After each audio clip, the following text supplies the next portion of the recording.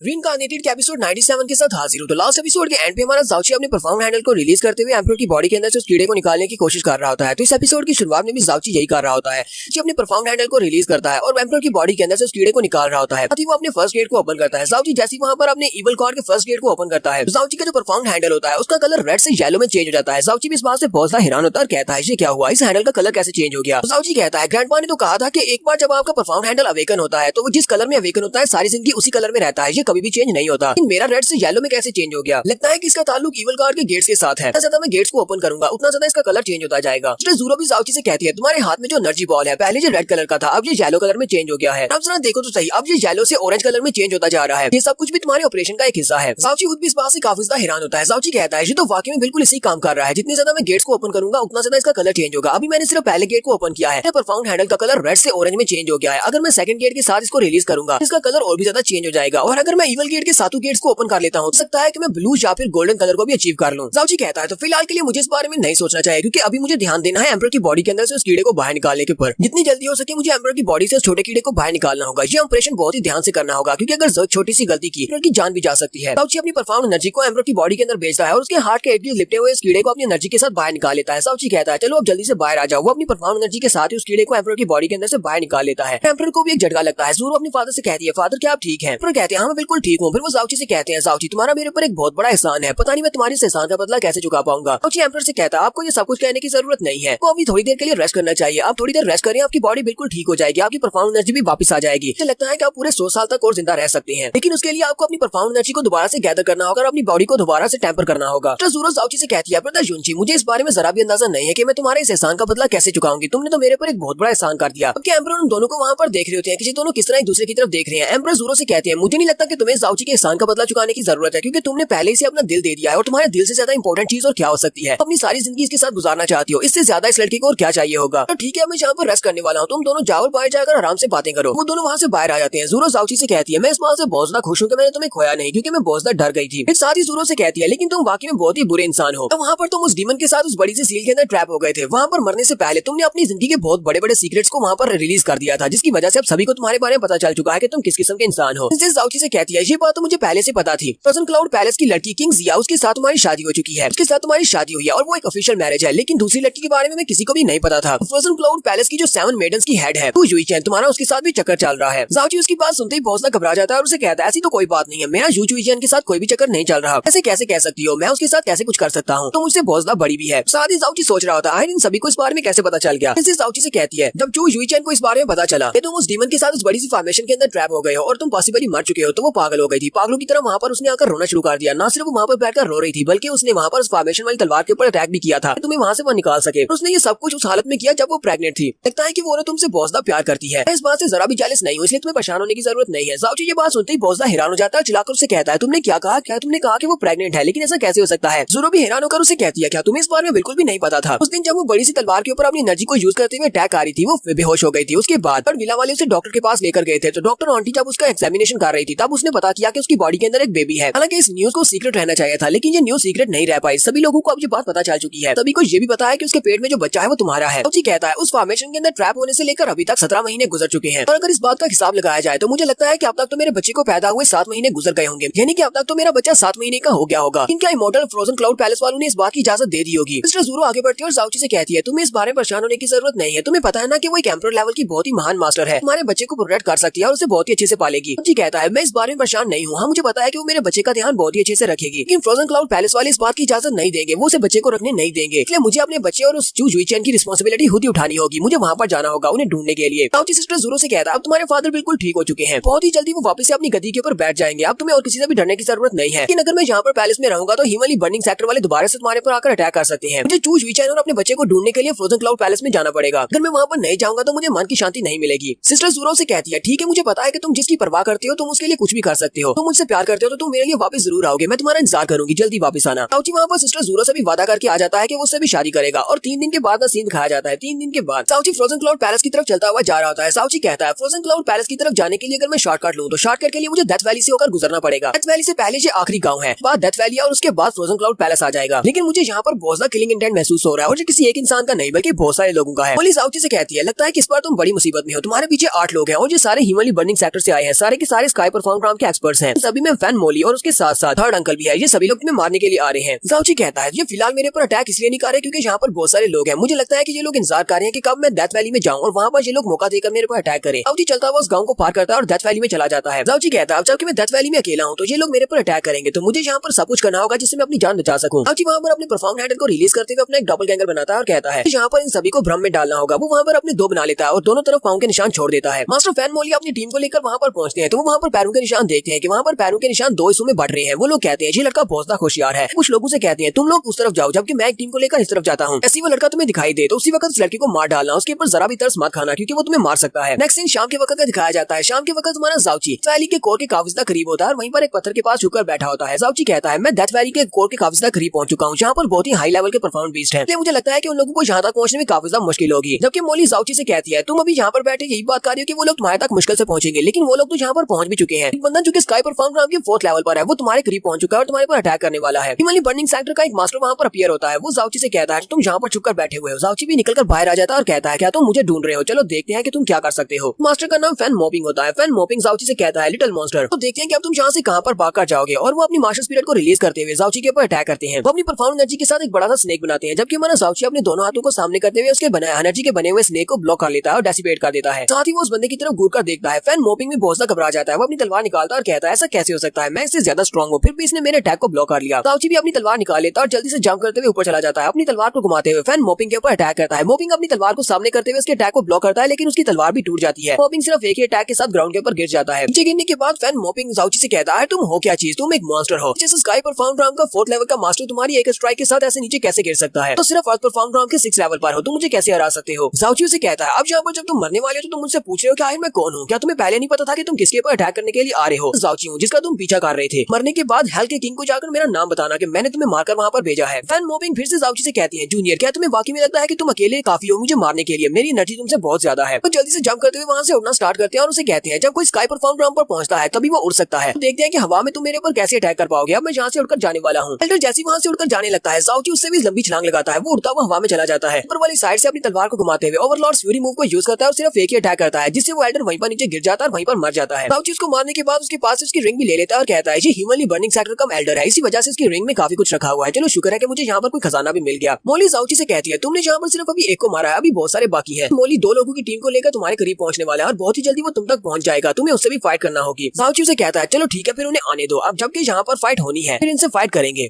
यहीं पर एपिसोड 97 का एंड होगा। एपिसोड की एक्सप्लेनेशन अच्छी लगी हो तो कमेंट करके जरूर बताइएगा। चैनल को सब्सक्राइब कर दें, वीडियो को लाइक और शेयर कर दें। शुक्रिया।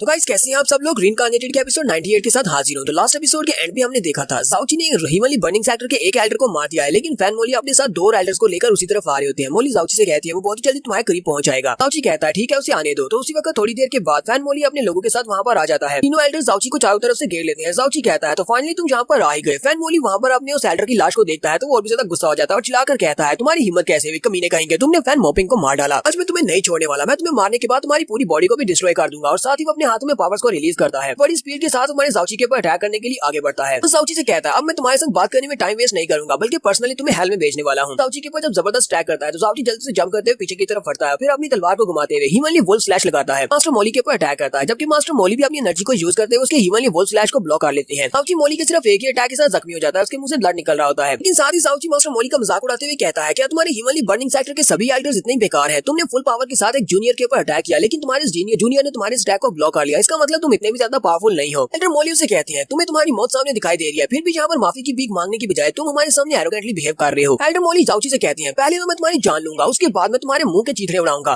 तुम्हारा मुंह कुछ ज्यादा ही चलता है। तो फिर से अपनी एनर्जी को रिलीज करते हुए अपनी एनर्जी के साथ जाओची के ऊपर अटैक करते हैं। जाओची कहता है तुम्हारे जैसे बुढ़े को क्या लगता है कि तुम मुझे मार सकते हो, तो बस एक बूढ़े कुत्ते हो जिसके मुंह में दांत नहीं है किसी को काटने के लिए। हमारा जाओची भी अपनी तलवार को घुमाते हुए उसके पास स्लैश लगाता है। मास्टर मोली उसे कहते हैं आज के बाद मैं एक इंसान नहीं कहलाऊंगा, अगर मैं यहाँ पर तुम्हें मार नहीं पाया तो मैं तुम्हारी बॉडी को छोटे छोटे पीसेस में काटूंगा। वो दोनों यहाँ पर फिर से अपनी अपनी एनर्जीज को टकराते हैं। जाओची कहता है इस बूढ़े खूंचर को क्या लगता है कि मैं यहाँ पर इसके साथ पावर्स को टकराने वाला हूँ, ये अपनी परफॉर्म एनर्जी को रिलीज करता जाएगा, ये थक जाएगा और उसके बाद मैं यहाँ से बड़ी आसानी से भाग सकता हूँ। जाओची फिर से अपने सीलिंग क्लाउड लॉकिंग सन मूव को यूज करते हुए उसके एनर्जी अटैक को वहाँ पर ब्लॉक करता है और साथ ही पीछे की तरफ जंप कर जाता है। और सभी लोग सामने की तरफ देखते हैं, धमाके का धुआं हटता है तो वहाँ पर एक गड़ा होता है लेकिन जाओची वहाँ पर नहीं होता। वो लोग कहते हैं ये लड़का कहाँ पर चला गया, लगता है कि वो फिर से भाग गया है कि ये हमसे दूर भागकर कहाँ पर जाएगा, हम लोग अभी भी इसके ऑरा को महसूस कर सकते हैं, ये हमसे बचकर नहीं जा सकता। और वो तीनों एल्डर्स फिर से जाओची का पीछा करते हैं कि हमारे जाओची ने अपने परफॉर्म हैंडल को क्रिएट करके उसे दूसरी तरफ बेच दिया होता है। सभी लोग उसका पीछा करते हुए उधर चले जाते हैं। जाओची कहता है मेरे ग्रैंडपा की तरफ से ये जो ब्लड लाइन वाला हैंडल की पावर है ये तो वाकई में बहुत ज्यादा कमाल की है। तो जाओची यहाँ पर डेथ वैली के कोर में उसी गुफा के करीब पहुंचता है जहाँ पर उसे ड्रैगन की पावर मिली थी। वो ड्रैगन की पावर वाली इस गुफा के अंदर चला जाता है और कहता है ड्रैगन के साथ मेरी एक मीटिंग थी, मुझे अपनी सोल का बचा हुआ टुकड़ा और अपनी बोन मैरो देनी थी, लेकिन मेरी स्ट्रेंथ बहुत ज्यादा बढ़ जाएगी, चलो जल्दी से जाकर उससे बात करते हैं। ऐसे जाओची उस गुफा के अंदर आता है। उसी वक्त उसे याद आता है चू युई चैन के साथ उसने जो कुछ भी किया था वो इसी गुफा के अंदर ही किया था। जाओची कहता है पता नहीं इस वक्त वो किस हाल में होगी और मेरा बच्चा किस हाल में होगा, मुझे उन दोनों को जल्दी से जल्दी ढूंढना होगा। जाओची वहाँ पर आने के बाद डिवाइन ड्रैगन से कहता है अजूरे ड्रैगन गार्ड क्या तुम अभी भी यहाँ पर हो? मैं दोबारा से यहाँ पर तुम्हारे पास आया हूँ। ड्रैगन गार्ड उसे कहता है इंसान तुम्हारे पास तो मेरी ब्लड लाइन की पावर है, तुम तो बहुत ही जल्दी वापस आ गए, इतना तो मैंने नहीं सोचा था कि तुम इतनी जल्दी वापस आओगे। सिर्फ इतना ही नहीं बल्कि तुमने अपनी एनर्जी को भी बढ़ा लिया है, अब तो तुम 8 परफॉर्म ग्राम में पहुंच चुके हो। तुम्हारी फिजिकल स्ट्रेंथ इस वक्त इतनी ज्यादा है कि तुम मेरी मैरो की पावर को अपनी बॉडी में एब्जॉर्ब कर सको, इससे तुम्हारी हड्डियां बहुत ज्यादा मजबूत हो जाएंगी, स्टील से भी ज्यादा मजबूत। साथ ही तुम मेरी बची हुई सोल के टुकड़े को भी अपनी बॉडी में एब्जॉर्ब कर सकते हो, जिससे मेरी सोल अब तुम्हारी बॉडी के अंदर रिसाइड करेगी। तो अब मैं ये दोनों चीजें तुम्हें देने वाला हूँ। तो दोनों चीजें जाओची को दे देता है। ड्रैगन गार्ड जाओची से कहता है जब मेरी मैरो तुम्हारी बॉडी की मैरो को रिप्लेस करेगी तो तुम्हारी हड्डियां इतनी ज्यादा मजबूत हो जाएंगी ऐसे कि स्टील के साथ बना हुआ कोई फोर्ट्रेस हो। इस फाइट के दौरान अगर तुम जख्मी हो जाते हो तुम्हारा ब्लड वेस्ट होता है और साथ में तुम्हारी परफॉर्म एनर्जी भी वेस्ट होती है। ड्रैगन गार्ड के ब्लड की वजह से अब तुम उस परफॉर्म एनर्जी को बहुत ही तेजी के साथ वापस से हासिल कर लोगे, तुम्हारी रिकवरी भी तेजी के साथ होगी। ड्रैगन गार्ड सोल का जो बचा हुआ टुकड़ा है वो तुम्हारी बॉडी को बहुत ज्यादा स्ट्रेंथन करेगा, तुम्हारी स्पिरिट को मजबूत करेगा और तुम्हारी सोल पावर को बढ़ाएगा। तो तुम्हारी मेंटल हेल्थ काफी ज्यादा इंक्रीज हो जाएगी, मेंटल पावर बढ़ेगी। इसके साथ साथ तुम्हें ड्रैगन गार्ड का एट्रीब्यूट भी मिलेगा, लेकिन इसके लिए तुम्हें पहले अपनी सोल फ्यूजन को कंप्लीट करना होगा। ड्रैगन गार्ड की सोल बहुत ज्यादा पावरफुल है, वो किसी आम इंसान की बॉडी में मर्ज नहीं हो सकती। तुम्हारे पास पहले से ही गॉड्स की पावर है, इसी वजह से वो तुम्हारी बॉडी में मर्ज हो सकती है, लेकिन इसके लिए तुम्हें काफी ज्यादा मेहनत करना पड़ सकती है। हो सकता है कि तुम्हें तुम्हारी बॉडी के अंदर रेजिस्टेंस का सामना करना पड़े। तो एक बार तुमने मेरी ड्रैगन सोल को अपनी बॉडी के अंदर एब्जॉर्ब कर लिया, उसे अपनी बॉडी के साथ मर्ज कर लिया, तो तुम्हें एक नई एबिलिटी मिलेगी। इसका नाम ड्रैगन सोल डोमेन है। ड्रैगन सोल डोमेन एक बहुत ही पावरफुल अटैक है जिससे बाकी के सारे क्रीचर्स बहुत ज्यादा डरते हैं। नेक्स्ट सीन जाओची के माइंड के अंदर का दिखाया जाता है। जाओची अपने माइंड के अंदर होता है। जाओची कहता है जो तो मेरा सोल सी है, उसके सोल सी के अंदर एक बड़ा सा ड्रैगन होता है, यही वो ड्रैगन सोल का बचा हुआ टुकड़ा है। जाओची कहता है तुम चिल्ला क्यों रहे हो, अपनी बकवास बंद करो, ये मेरी डोमेन है, चुपचाप मेरे सामने सबमिट करो। लेकिन वो ड्रैगन इतनी आसानी के साथ उसके सामने सबमिट नहीं करने वाला।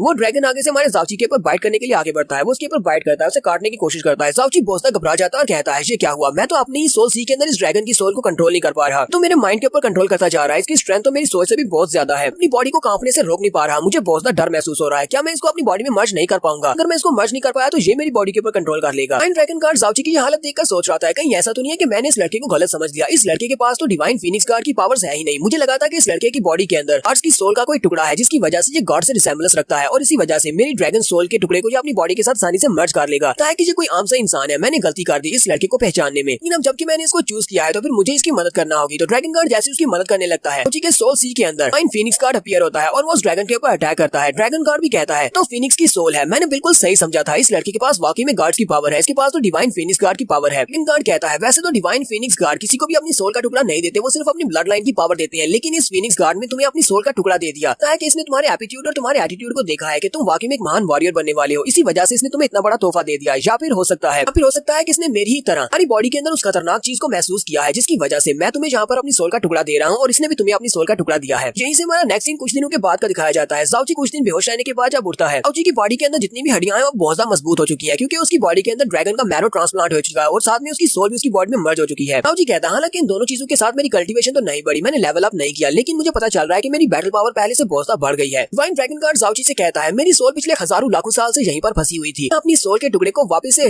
डिवाइन राम में लेकर जा सकता हूँ, यहाँ पर जाने के बाद मुझे शांति मिलेगी। अब जबकि मैं यहाँ से जाने वाला हूँ तो जाने से पहले मैं एक और बहुत ही जरूरी काम करने वाला हूँ। अगर मैं गलत नहीं हूँ तो मुझे लगता है कि तुम्हारे पास एम्परर लेवल के ड्रैगन की ड्रैगन कोर है, तो जल्दी से अपनी ड्रैगन कोर को बाहर निकालो और उसके साथ साथ अपनी ड्रैगन फॉल स्वर्ड को भी बाहर निकालो। तो जाओची इन दोनों चीजों को जल्दी से बाहर निकालता है। अजूरे ड्रैगन गार्ड उसे कहता है क्या तुम्हें पता है कि इस ड्रैगन फॉल स्वर्ड के अंदर एक छोटे ड्रैगन की सोल ट्रैप है जिसकी वजह से ये ड्रैगन फॉल तलवार कहलाती है। हालांकि वो ड्रैगन काफी ज्यादा यंग है, इसी वजह से उसकी एनर्जी इतनी ज्यादा नहीं थी, इसी वजह से ये सिर्फ एक स्काई परफॉर्म ड्राम की तलवार है। अगर तुम इस ड्रैगन कोर को इस तलवार के साथ मर्ज कर देती हो तो वो ड्रैगन लेवल अप कर जाएगा, उसकी सोल एम्परर परफॉर्म ड्राम में ब्रेक थ्रू करेगी और तुम्हारी तलवार भी एक एम्परर परफॉर्म ड्राम का वेपन बन जाएगी। अपने ड्रैगन ओरा को यूज करते हुए इन दोनों को मर्ज कर सकता हूँ और वो उन दोनों को वहाँ पर मर्ज कर देता है। ड्रैगन गार्ड जैसे वहाँ पर उन दोनों को मर्ज करता है तो जाओची की तलवार लेवल अप हो जाती है, जो कि पहले स्काई परफॉर्म ड्राम का एक लेवल वेपन था, अब वो एक एम्परर परफॉर्म लेवल का वेपन बन चुका है। वैसे की पास जिया के पूरे ब्लू विंड कॉन्टिनेंट में और एक भी ऐसा वेपन नहीं है जो कि एम्परर परफॉर्म लेवल का वेपन हो, सिर्फ जाओची के पास एम्परर परफॉर्म ड्राम का वेपन है। जाओची अपने वेपन को अपने हाथ में पकड़ता है, उसके अंदर से जबरदस्त एनर्जी निकल रही होती है। जाओची कहता है मैं तो कुछ ज्यादा ही लकी हूँ, आज इस पूरे एम्पायर में सिर्फ और सिर्फ मेरे पास एक एम्परर लेवल की वेपन है और किसी के पास भी इस तरह का वेपन नहीं है जो इतना पावरफुल हो। जूरे ड्रैगन गार्ड जाओची से कहता है तुम्हारे दुश्मन बहुत ही जल्दी यहाँ तक पहुंचने वाले हैं, तुम्हें बहुत ज्यादा मेहनत करना होगी कि तुम डिवाइन राम तक पहुंच सको। अब मैं जहाँ से जा रहा हूँ क्योंकि मेरी सोल डेसिपेट हो रही है और ड्रैगन गार्ड वहाँ से गायब हो जाता है। इससे पहले वो उसे कहता है तुम मेरी ब्लड लाइन की पावर को संभाल कर रखना और मेरे उस मिशन को जरूर पूरा करना जो मैंने तुम्हें कहा था। ड्रैगन गार्ड से कहता है तुम जाओ जाकर हीवंस में आराम करो, मैं तुम्हारी बेटी को जरूर ढूंढ निकालूंगा। फिर हमारा जाउची अपनी नई तलवार लेकर उस गुफा से बाहर निकलता है। जैसे वो गुफा से बाहर निकलता है, एल्डर मोली अपने साथियों के साथ पहली बार खड़े होते हैं। वो उसे कहते हैं, तो लड़के तुम्हें क्या लगा था कि तुम इस गुफा के अंदर छुपकर हमसे बच सकते हो? हम लोग इसी गुफा को तुम्हारा बर्गल ग्राउंड बनाने वाले हैं, तुम्हें यहीं पर मारेंगे। तुम्हारा सोचना भी मत कि तुम यहाँ पर हमारे हाथों से बचकर निकल पाओगे, हम तुम्हें यहाँ से बचकर भागने नहीं देंगे। जाउची कहता है, तुम्हें किसने कह दिया कि मैं यहाँ से अब दोबारा बचकर भागने वाला हूँ? अब तो मैं तुम सभी को यहाँ पर मारने वाला हूँ। तो उसी वक्त एक एल्डर बड़ी स्पीड के साथ अपनी तलवार लेकर जाउची के ऊपर अटैक करने के लिए आगे बढ़ता है। हम जबकि हमारा जाउची अपने एक हाथ को सामने की तरफ करते हुए उसकी तलवार को अपने हाथ में पकड़ लेता है। इस बात से वो एल्डर भी काफी ज्यादा हैरान हो जाता है। जाउची उसकी तलवार को अपने हाथ में पकड़ते ही बेंड कर देता है। वो उसे कहता है, ह्यूमनली बर्निंग सेक्टर तो बहुत ज्यादा पैथेटिक और गरीब निकला। तुम्हारे जैसे स्काई परफॉर्म ब्रांड के एक्सपर्ट को इतना ज्यादा कमजोर वेपन कैसे दे दिया कि वो सिर्फ हाथ के साथ ही बेंड हो गया। साथ ही हमारा जाउची अपनी तलवार को घुमाता है और उसे कहता है, अपनी अगली लाइफ में याद रखना, जब तुम्हें अगला जन्म मिलेगा भी ह्यूमनली बर्निंग सेक्टर को ज्वाइन मत करना, अच्छे सेक्टर को ज्वाइन करना जहाँ पर तुम्हें पावरफुल वेपन मिले। तलवार की हिट के साथ उड़ता हुआ काफी दूर जाकर गिरता है और वहीं पर गिरकर मर जाता है। तब मास्टर मोली और उसके साथ साथ थर्ड अंकल बचे हैं। वो दोनों एक साथ अटैक करने के लिए आगे बढ़ते हैं और कहते हैं, हमें अपने 13th एल्डर की मौत का बदला लेना होगा। चलो जल्दी से इसके ऊपर अटैक करते हैं, मिलकर अटैक करते हैं और इस लड़के को मार डालते हैं। यहाँ पर हम लोग अपनी एपिसोड 98 का एंड करने वाले हैं। एपिसोड की एक्सप्लेनेशन अच्छी लगी हो तो कमेंट करके जरूर बताइएगा। चैनल को सब्सक्राइब कर दे, वीडियो को लाइक और शेयर कर दे। शुक्रिया।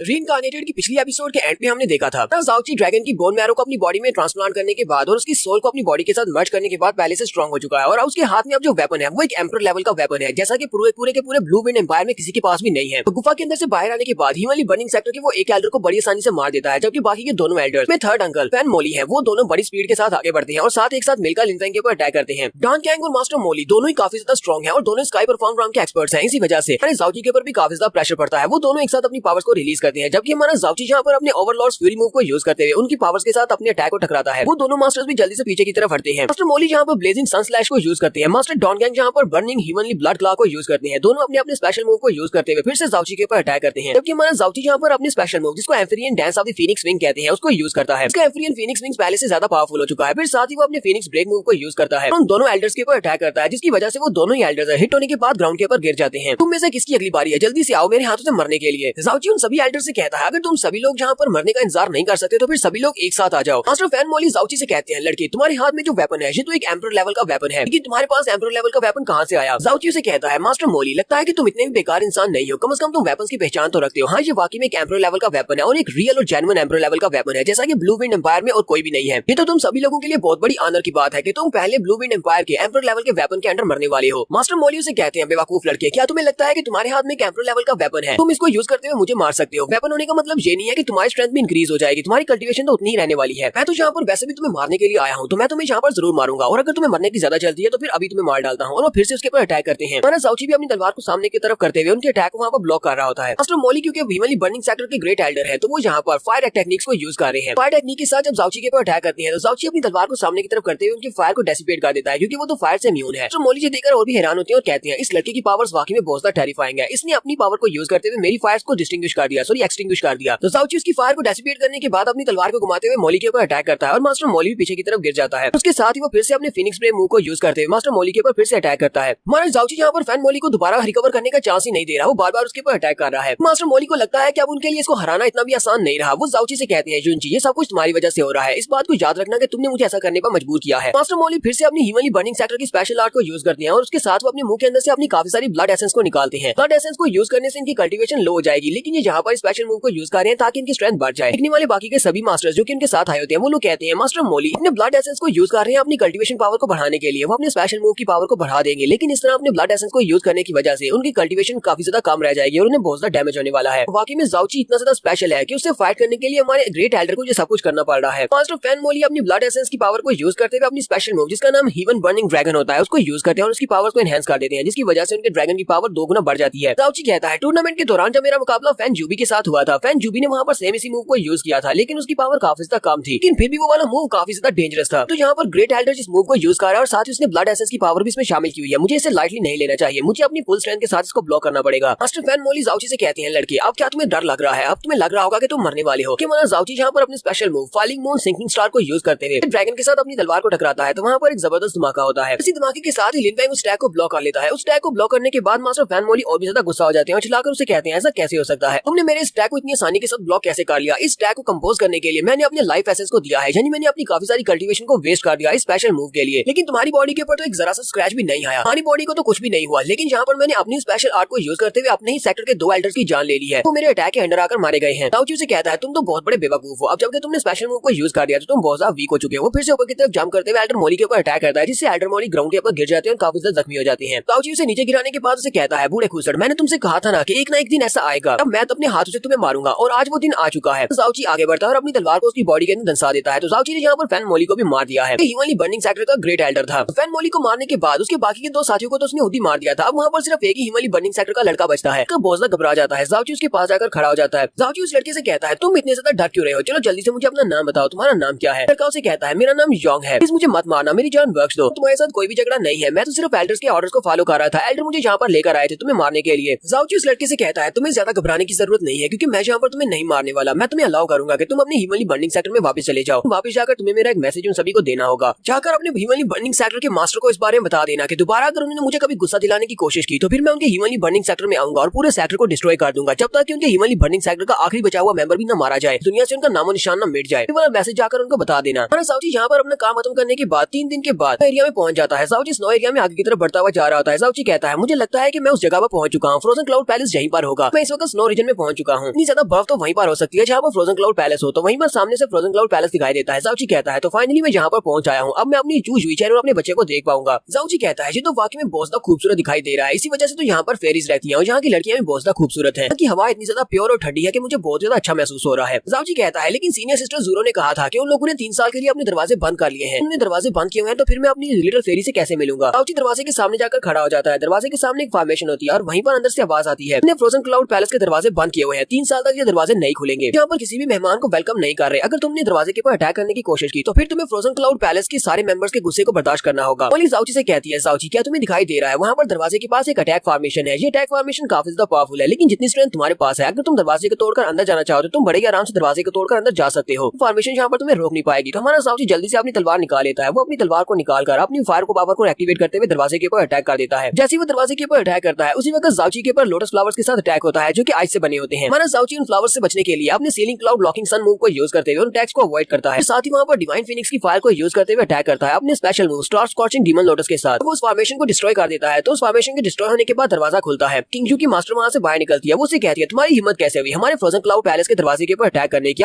तुम हो कौन जो यहाँ पर आकर ये सब कुछ कर रहे हो। लेकिन जब वो बाहर आकर देखती है तो वो कहती है तुम तो युंची हो, युंची तुम अभी तक जिंदा हो, हमें तो लगा था कि तुम मर गए हो। दाऊची उसे कहता हाँ मैं जिंदा हूँ, मैं अभी तक मरा नहीं हूँ, जल्दी से मेरे लिए दरवाजा खोलो, मैं अपनी लिटिल फेरी और अपने बच्चे को देखने के लिए आया हूँ। सीनियर सिस्टर से कहती है सर अपनी हिम्मत तो देखो, सब कुछ करने के बाद भी तुम्हारा दिल नहीं भरा और तुम फिर से मेरी सीनियर सिस्टर से मिलने के लिए यहाँ पर चले आए हो। उसने उसके साथ ये सब कुछ घटिया काम किया जिसकी वजह से उसने फ्रोजन क्लाउड पैलेस के रूल्स को तोड़ दिया और सभी लोग उसका मजाक उड़ा रहे हैं। उसने एक जूनियर के साथ ये सब कुछ करके उसके बच्चे को जन्म दे रही है। अब इतना ही नहीं है, तुम और तुम्हारे बच्चे की वजह से अपनी सारी की सारी कल्टीवेशन को छोड़ना पड़ा और अब वो फ्रोजन क्लाउड पैलेस की एक मेंबर नहीं है, उसे यहाँ से निकाल दिया गया है। दाऊची उसकी बात सुनते ही बहुत ज्यादा गुस्सा हो जाता है और उसे कहता है तुम्हारी इस बात का क्या मतलब है कि उसकी कल्टीवेशन ट्रिपल हो गई, यहाँ से निकाल दिया गया। 7 मेडन्स की हेड थी, यानी कि तुम्हारी जो इस वक्त विला मास्टर है, विला मास्टर से सेकंड नंबर पर वही आती थी। वो एम्परर प्रोफाउंड राम की एक एक्सपर्ट थी। अगर उसकी कल्टीवेशन को क्रिपल कर सकता है और उसे कोई फ्रोजन क्लाउड पैलेस से निकाल सकता है तो वो तुम्हारी विला मास्टर होगी। सब कुछ उसने किया है, चलो जल्दी से उसे बाहर निकालो। वो चिल्लाकर कहता है गोंग यूजियान जल्दी से यहाँ पर बाहर आओ, अगर तुम जल्दी से यहाँ पर बाहर आकर मुझे फेस नहीं करती तो फिर मैं तुम्हारे पूरे के पूरे फ्रोजन क्लाउड पैलेस को डिस्ट्रॉय कर दूंगा, सभी को मार डालूंगा, किसी को भी नहीं छोड़ूंगा। अंदर जितनी भी लड़कियां होती है वो सारी सुनती है कि कोई उनकी विला मास्टर की इंसल्ट कर रही है। वो जल्दी से बाहर आ जाती है और कहती है चलो देखते हैं कि आखिर इतना रूड पर्सन कौन है जो कि हमारी विला मास्टर की इतनी ज्यादा इंसल्ट कर रहा है। दाऊची अपनी तलवार को उठाता और कहता है विला मास्टर लगता है कि तुम ऐसे मेरी बात नहीं सुनने वाली, क्या तुम यहाँ पर बाहर नहीं आओगी तो फिर ठीक है, फिर मैं शुरू करने लगा हूँ। मैं दरवाजे से लेकर अंदर तक हर एक चीज को डिस्ट्रॉय कर दूंगा। इन्हीं सिस्टर अपनी बाकी की डिसाइपल से कहती है चलो जल्दी से अपनी पावर्स को यूज करो, इस लड़के को रोकने की कोशिश करो। वो सभी लड़कियां वहीं पर अपनी परफॉर्म्ड आर्ट्स को यूज करते हुए हमारे दाऊची को रोकने की कोशिश करती हैं। दाऊची की फीनिक्स फायर्स पहले से बहुत ज्यादा पावरफुल हो चुकी हैं। वो अपनी तलवार को घुमाते हुए अपनी फीनिक्स फायर को एक्टिवेट करता है और पैलेस के दरवाजे को तोड़ देता है। ऐसे वो दरवाजे को तोड़ता है तो अंदर से पैट्रियार्च भी निकल आती है। विला मास्टर से कहती है तुम्हारी हिम्मत कैसे हुई मेरे फ्रोजन क्लाउड पैलेस की दीवार को तोड़ने की, जबकि तुमने ये काम कर दिया है तो फिर इस बात का उम्मीद मत रखना कि मैं जहाँ पर तुम्हारे ऊपर तरस खाऊंगी, मैं तुम्हें मार डालूंगी। यही बार हम लोग अपनी एपिसोड 99 का एंड करेंगे। एपिसोड की एक्सप्लेनेशन अच्छी लगी हो तो कमेंट करके जरूर बताइएगा। चैनल को सब्सक्राइब कर दे, वीडियो को लाइक और शेयर कर दे। शुक्रिया।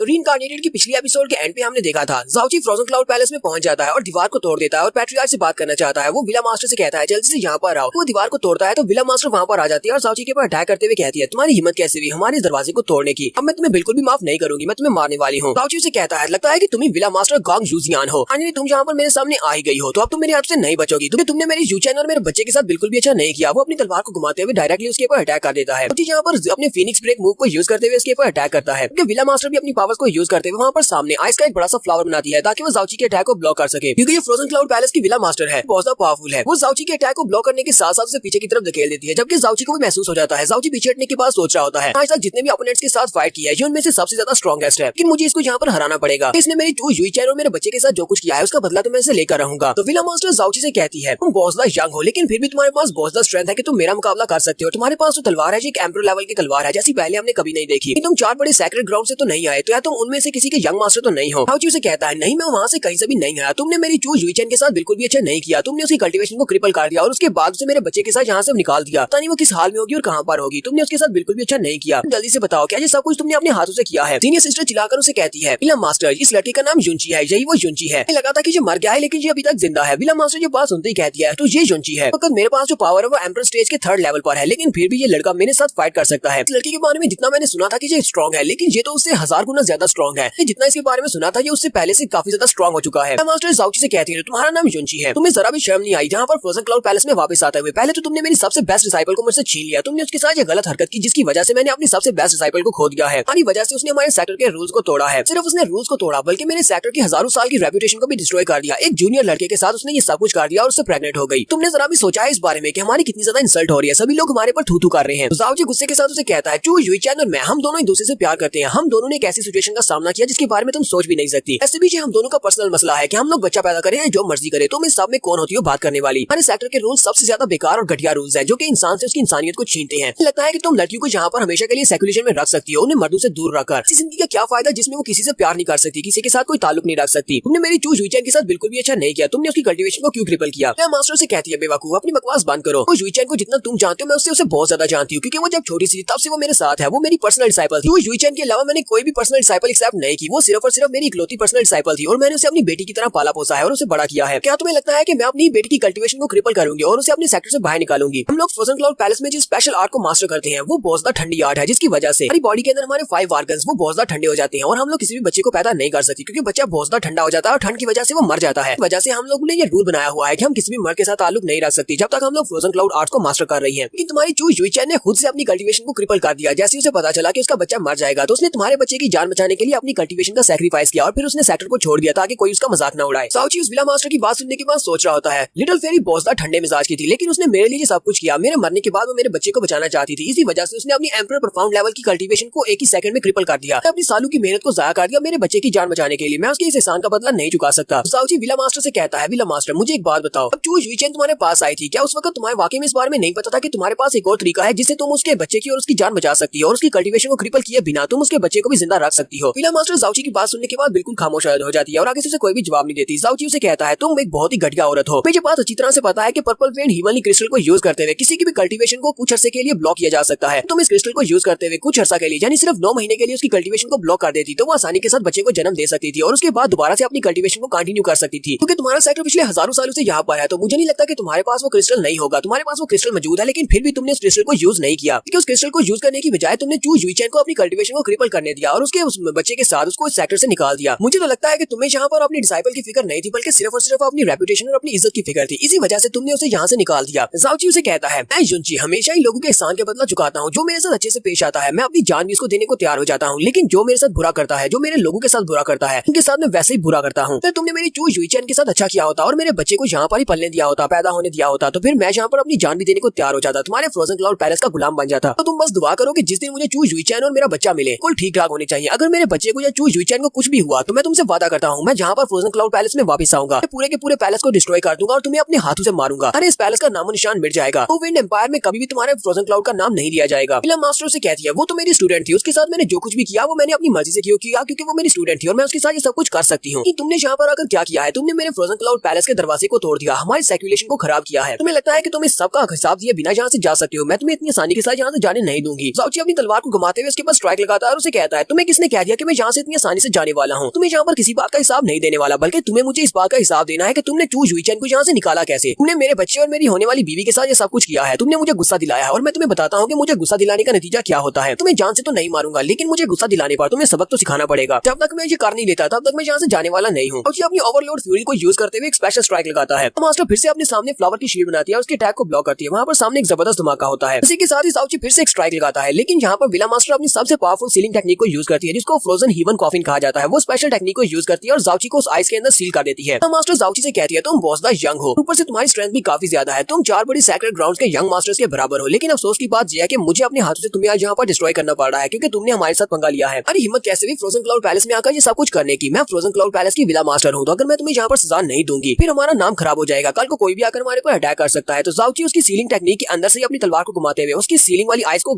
तोड़ देता है और बाहर निकल आता है। तो मास्टर भी सोच रही होती है ऐसा कैसे हो सकता है, ये वाला सीलिंग स्किल जी हमारे फ्रोजन क्लाउड पैलेस का सबसे पावरफुल स्किल है, ने तो इस स्किल को भी तोड़ दिया है। पर अगर कोई भी इंसान इसके अंदर सील हो जाए तो उसके लिए बाहर निकलना काफी ज्यादा मुश्किल हो जाता है, लेकिन ये तो बहुत ही जल्दी सीलिंग स्किल को तोड़ते हुए बाहर निकल आया है। जाओची उस आइस को तोड़ते हुए बाहर निकल आता है और अपने special move falling moon sinking star को यूज करते हुए विला मास्टर के ऊपर अटैक करता है। और जाओची का ये वाला मूव काफी ज्यादा पावरफुल होता है और काफी ज्यादा तेज होता है। मास्टर को ब्लॉक करने का टाइम भी नहीं मिलता और वो जख्मी हो जाती है और पीछे की तरफ गिर जाती है। उसके मुंह से ब्लड निकलना शुरू हो जाता है। बाकी की लड़कियां भागती भी आगे बढ़ती है और उसे कहती है मिस्ट्रेस क्या तुम ठीक हो। जाओची उसके ऊपर अटैक करने के बाद उसे कहता है तुम इस वक्त मेरे गुस्से को समझ नहीं सकती कि मैं इस वक्त कितना ज्यादा गुस्से में हूँ। कुल वैसे ही जैसे कि मैं तुम्हारे घटिया रूल्स को नहीं समझ सकता जो तुमने फ्रोजन क्लाउड पैलेस में बनाए हुए हैं। ये वाली स्ट्राइक मेरे गुस्से के लिए थी, तुमने मुझे यहाँ पर गुस्सा दिला दिया और मेरी चू जुईचेन को मिस हैंडल किया, इसी वजह से मैंने तुम्हारे ऊपर ये अटैक किया है। विला मास्टर जाओची से कहती है चू जुईचेन जब छोटी सी थी तब उसे मैं यहाँ पर लेकर आई थी, बिल्कुल एक छोटी बच्ची की तरह थी। मैंने उसे पाल पोस का बड़ा किया, मैंने उसकी कल्टीवेशन को बढ़ाया, मैंने उसको प्यार किया एक माँ की तरह। 7 मेडन्स की हेड बन गई और पूरी दुनिया में बहुत ज्यादा फेमस हो गई और सब कुछ मेरी वजह से हुआ। इसी वजह से चू जुईचेन के ऊपर मेरा एक बहुत बड़ा एहसान है। दूसरी तरफ तुम हो, तुमने मेरी बेटी जैसी डिसाइपल के साथ ये सब कुछ किया, तुमने उसके कैरेक्टर को गंदा किया और उसकी रेपुटेशन को ठेस पहुंचाई और साथ ही हमारे फ्रोजन क्लाउड पैलेस की रेपुटेशन को खराब किया। तुमने हमारे सेक्टर के ऊपर अटैक किया है, अगर मैं पर्सनली तुम्हें मार डालूं तब भी ये तुम्हारी सजा कम होगी। जाओची से कहता है तुम्हें लगता है कि चू जुईचेन के ऊपर तुम्हारा एहसान है, तुम्हें उसके किसी भी एहसान का बदला नहीं चुकाना। तुम बहुत गलत हो, तुमने उसके साथ सारी जिंदगी बहुत बुरा किया है, तुमने उससे औरत होने का हक छीन लिया। तुम्हारे जो फ्रोजन क्लाउड पैलेस के जो रूल्स हैं ये बहुत बेकार हैं, औरत को उसके औरत होने का हक उससे छीन लेते हैं। कैसा रूल है कि तुम लोग मर्दों के साथ ताल्लुक नहीं रख सकते, सारी की सारी जिंदगी अकेले गुजार देना, वो भी सिर्फ तुम्हारे रूल्स को फॉलो करते हुए, तुम्हारी फ्रोजन क्लाउड आर्ट्स को सीखते हुए। कैसी जिंदगी है, एक इंसान को एक स्नोमैन बना देती हो जिसके अंदर कोई भी इमोशंस नहीं है, एक बहुत ही ठंडा और बेजान इंसान। अपने फ्रोजन क्लाउड पैलेस को बचाए रखने के लिए तुमने अपनी जिंदगी में बहुत सारी औरतों की जिंदगी को बर्बाद किया है। बहुत सारी ऐसी लड़कियां हैं शादी करके अपना घर बसाना चाहती थी, लेकिन तुम उन सभी को उठाकर यहाँ पर ले आती हो और यहाँ पर आकर उन सभी को मजबूर करती हो अपने रूल्स को फॉलो करने के लिए। इसलिए मुझे लगता है कि तुम्हारे फ्रोजन क्लाउड पैलेस को यहाँ पर होना ही नहीं चाहिए। तुम्हारा फ्रोजन क्लाउड पैलेस इसके रूल्स बहुत ज्यादा गलत है और जब मेरे पास इतनी पावर आएगी तो मैं सबसे पहले तुम्हारे फ्रोजन क्लाउड पैलेस को डिस्ट्रॉय करूंगा कि दोबारा कभी भी किसी लड़की की जिंदगी तुम्हारी वजह से बर्बाद ना हो। तो यहाँ पर हम लोग अपनी एपिसोड 100 का एंड करेंगे। एपिसोड की एक्सप्लेनेशन अच्छी लगी हो तो कमेंट करके जरूर बताइएगा। चैनल को सब्सक्राइब कर दे, वीडियो को लाइक और शेयर कर दें। शुक्रिया।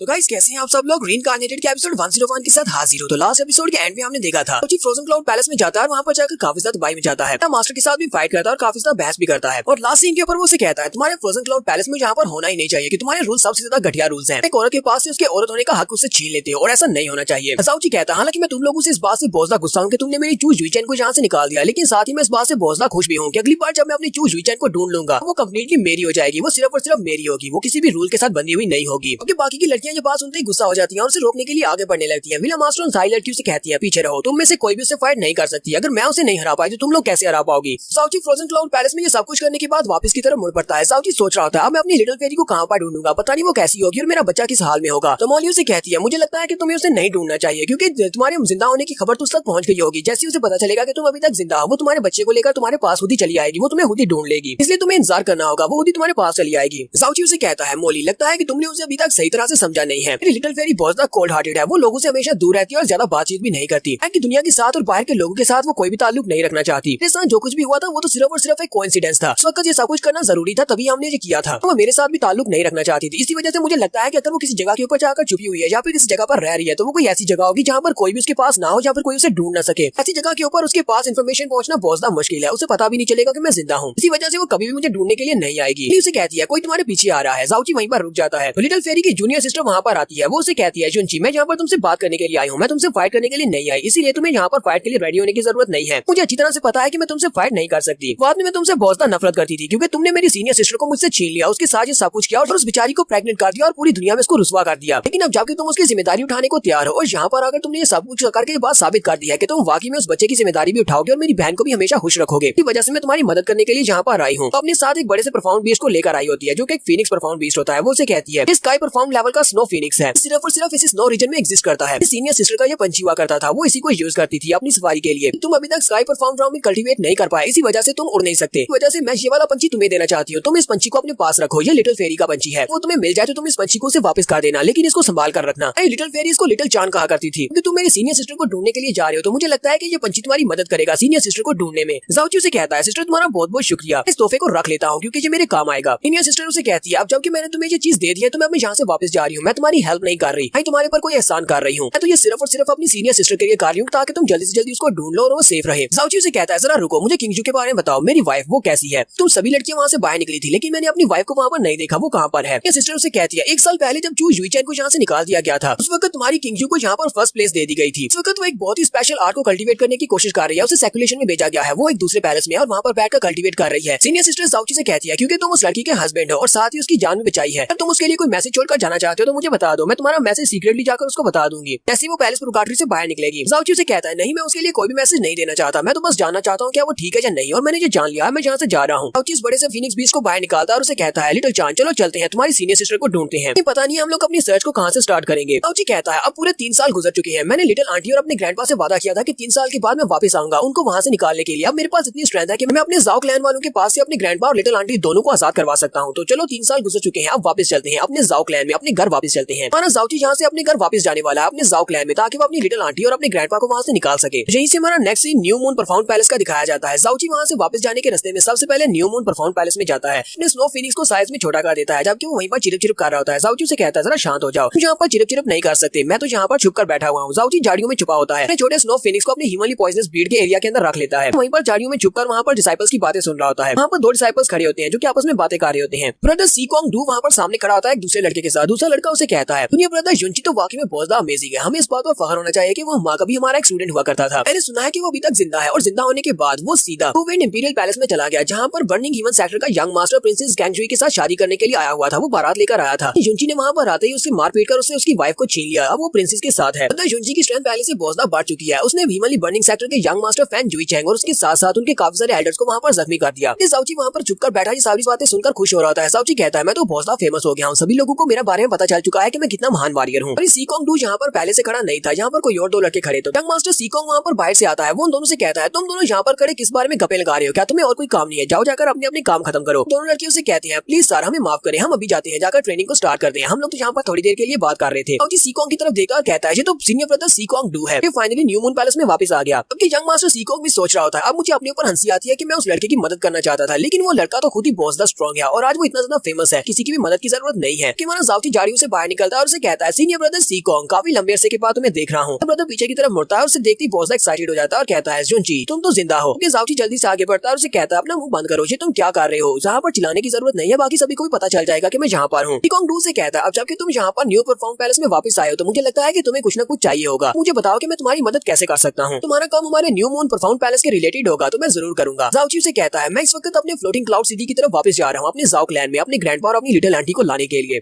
पता है कि जाओ क्लैन बहुत ही बुरा है, उन्होंने मुझे वहाँ से निकाल दिया था और मेरी आंटी और मेरे ग्रैंडपा को अभी जेल में बंद किया हुआ है। मेरे पास इतनी स्ट्रेंथ है कि मैं उन्हें जेल से निकाल सकता हूँ, मैं उन्हें जेल से निकालकर सीधा यहाँ पर लेकर आऊंगा। तो तुम्हें इस बात से कोई मसला ना हो तो मैं चाहता हूँ कि मेरी लिटिल आंटी और मेरे ग्रैंडपा दोनों यहाँ पर रहे, तुम उन्हें रहने के लिए जगह दे सकते हो। सीकोंग डू से कहता है ये तो बहुत ही आसान सा काम है, ये कोई मुश्किल काम नहीं है, तो हमारे लिए बहुत बड़ी आनर की बात है क्योंकि तुमने न्यू मून पैलेस के लिए जो कुछ भी किया है वो कम नहीं है। के लिए तुम्हें अगर तुम्हारे ग्रैंडपा के सामने भीख भी मांगनी पड़े कि हमारे साथ आकर रहो तो ये तो बहुत ही ज्यादा अच्छी बात होगी, हम लोग भीख मांगने को भी तैयार हैं क्योंकि तुम्हारी वजह से हमारे न्यू मून पैलेस की रेपुटेशन बढ़ रही है। ठीक है मैं तुम्हारे ग्रैंडपा और लिटिल आंटी के रहने का बंदोबस्त कर दूंगा, तुम उन्हें यहाँ भेज देना। जाओची उसे कहता है ठीक है सीनियर ब्रदर तुम्हारा बहुत बहुत शुक्रिया, अब मैं अपने जाओ क्लैन में वापस जा रहा हूँ और वहाँ जाने के बाद अपनी आंटी और अपने ग्रैंडपा को यहाँ पर भेज दूंगा। सीकोंग डू से कहता है लेकिन वापस जाते हुए बहुत ज्यादा ध्यान रखना, मैंने सुना है कि ह्यूमनली बर्निंग सेक्टर के लोग तुम्हें हर जगह पर ढूंढ रहे हैं। सीकोंग डू से कहता है मुझे तुमसे एक और बात भी करनी है, कुछ दिन पहले मैंने यहाँ पर कुछ अजीब देखा था। मैं ह्यूमनली बर्निंग सेक्टर का 3rd यंग मास्टर याद है, ह्यूमनली बर्निंग सेक्टर का यंग मास्टर फैन जुई चैन जो कि 3रे नंबर वाला बेटा है यहाँ पर देखा गया था, उसे मैंने न्यू मून पैलेस में देखा था। मैंने ब्लू विंड इंपीरियल पैलेस को छोड़ा था और वापस आ रहा था, तब ये खबर फैली थी कि फैन जूबी को किसी ने मार दिया है, यानी सेकंड सन को किसी ने मार दिया है। कि अपने हिमली बर्निंग सेक्टर में वापस चला गया था, लेकिन उसके यहाँ पर आने की मुझे वजह समझ नहीं आई कि आखिर वो यहाँ पर क्या करने के लिए आया होगा। उसे अपने इस एरिया में देखा था, शायद वो किसी चीज को यहाँ पर ढूंढ रहे थे। ये भी हो सकता है कि मैंने उसको यहाँ पर ना देखा हो, किसी और को देखा हो।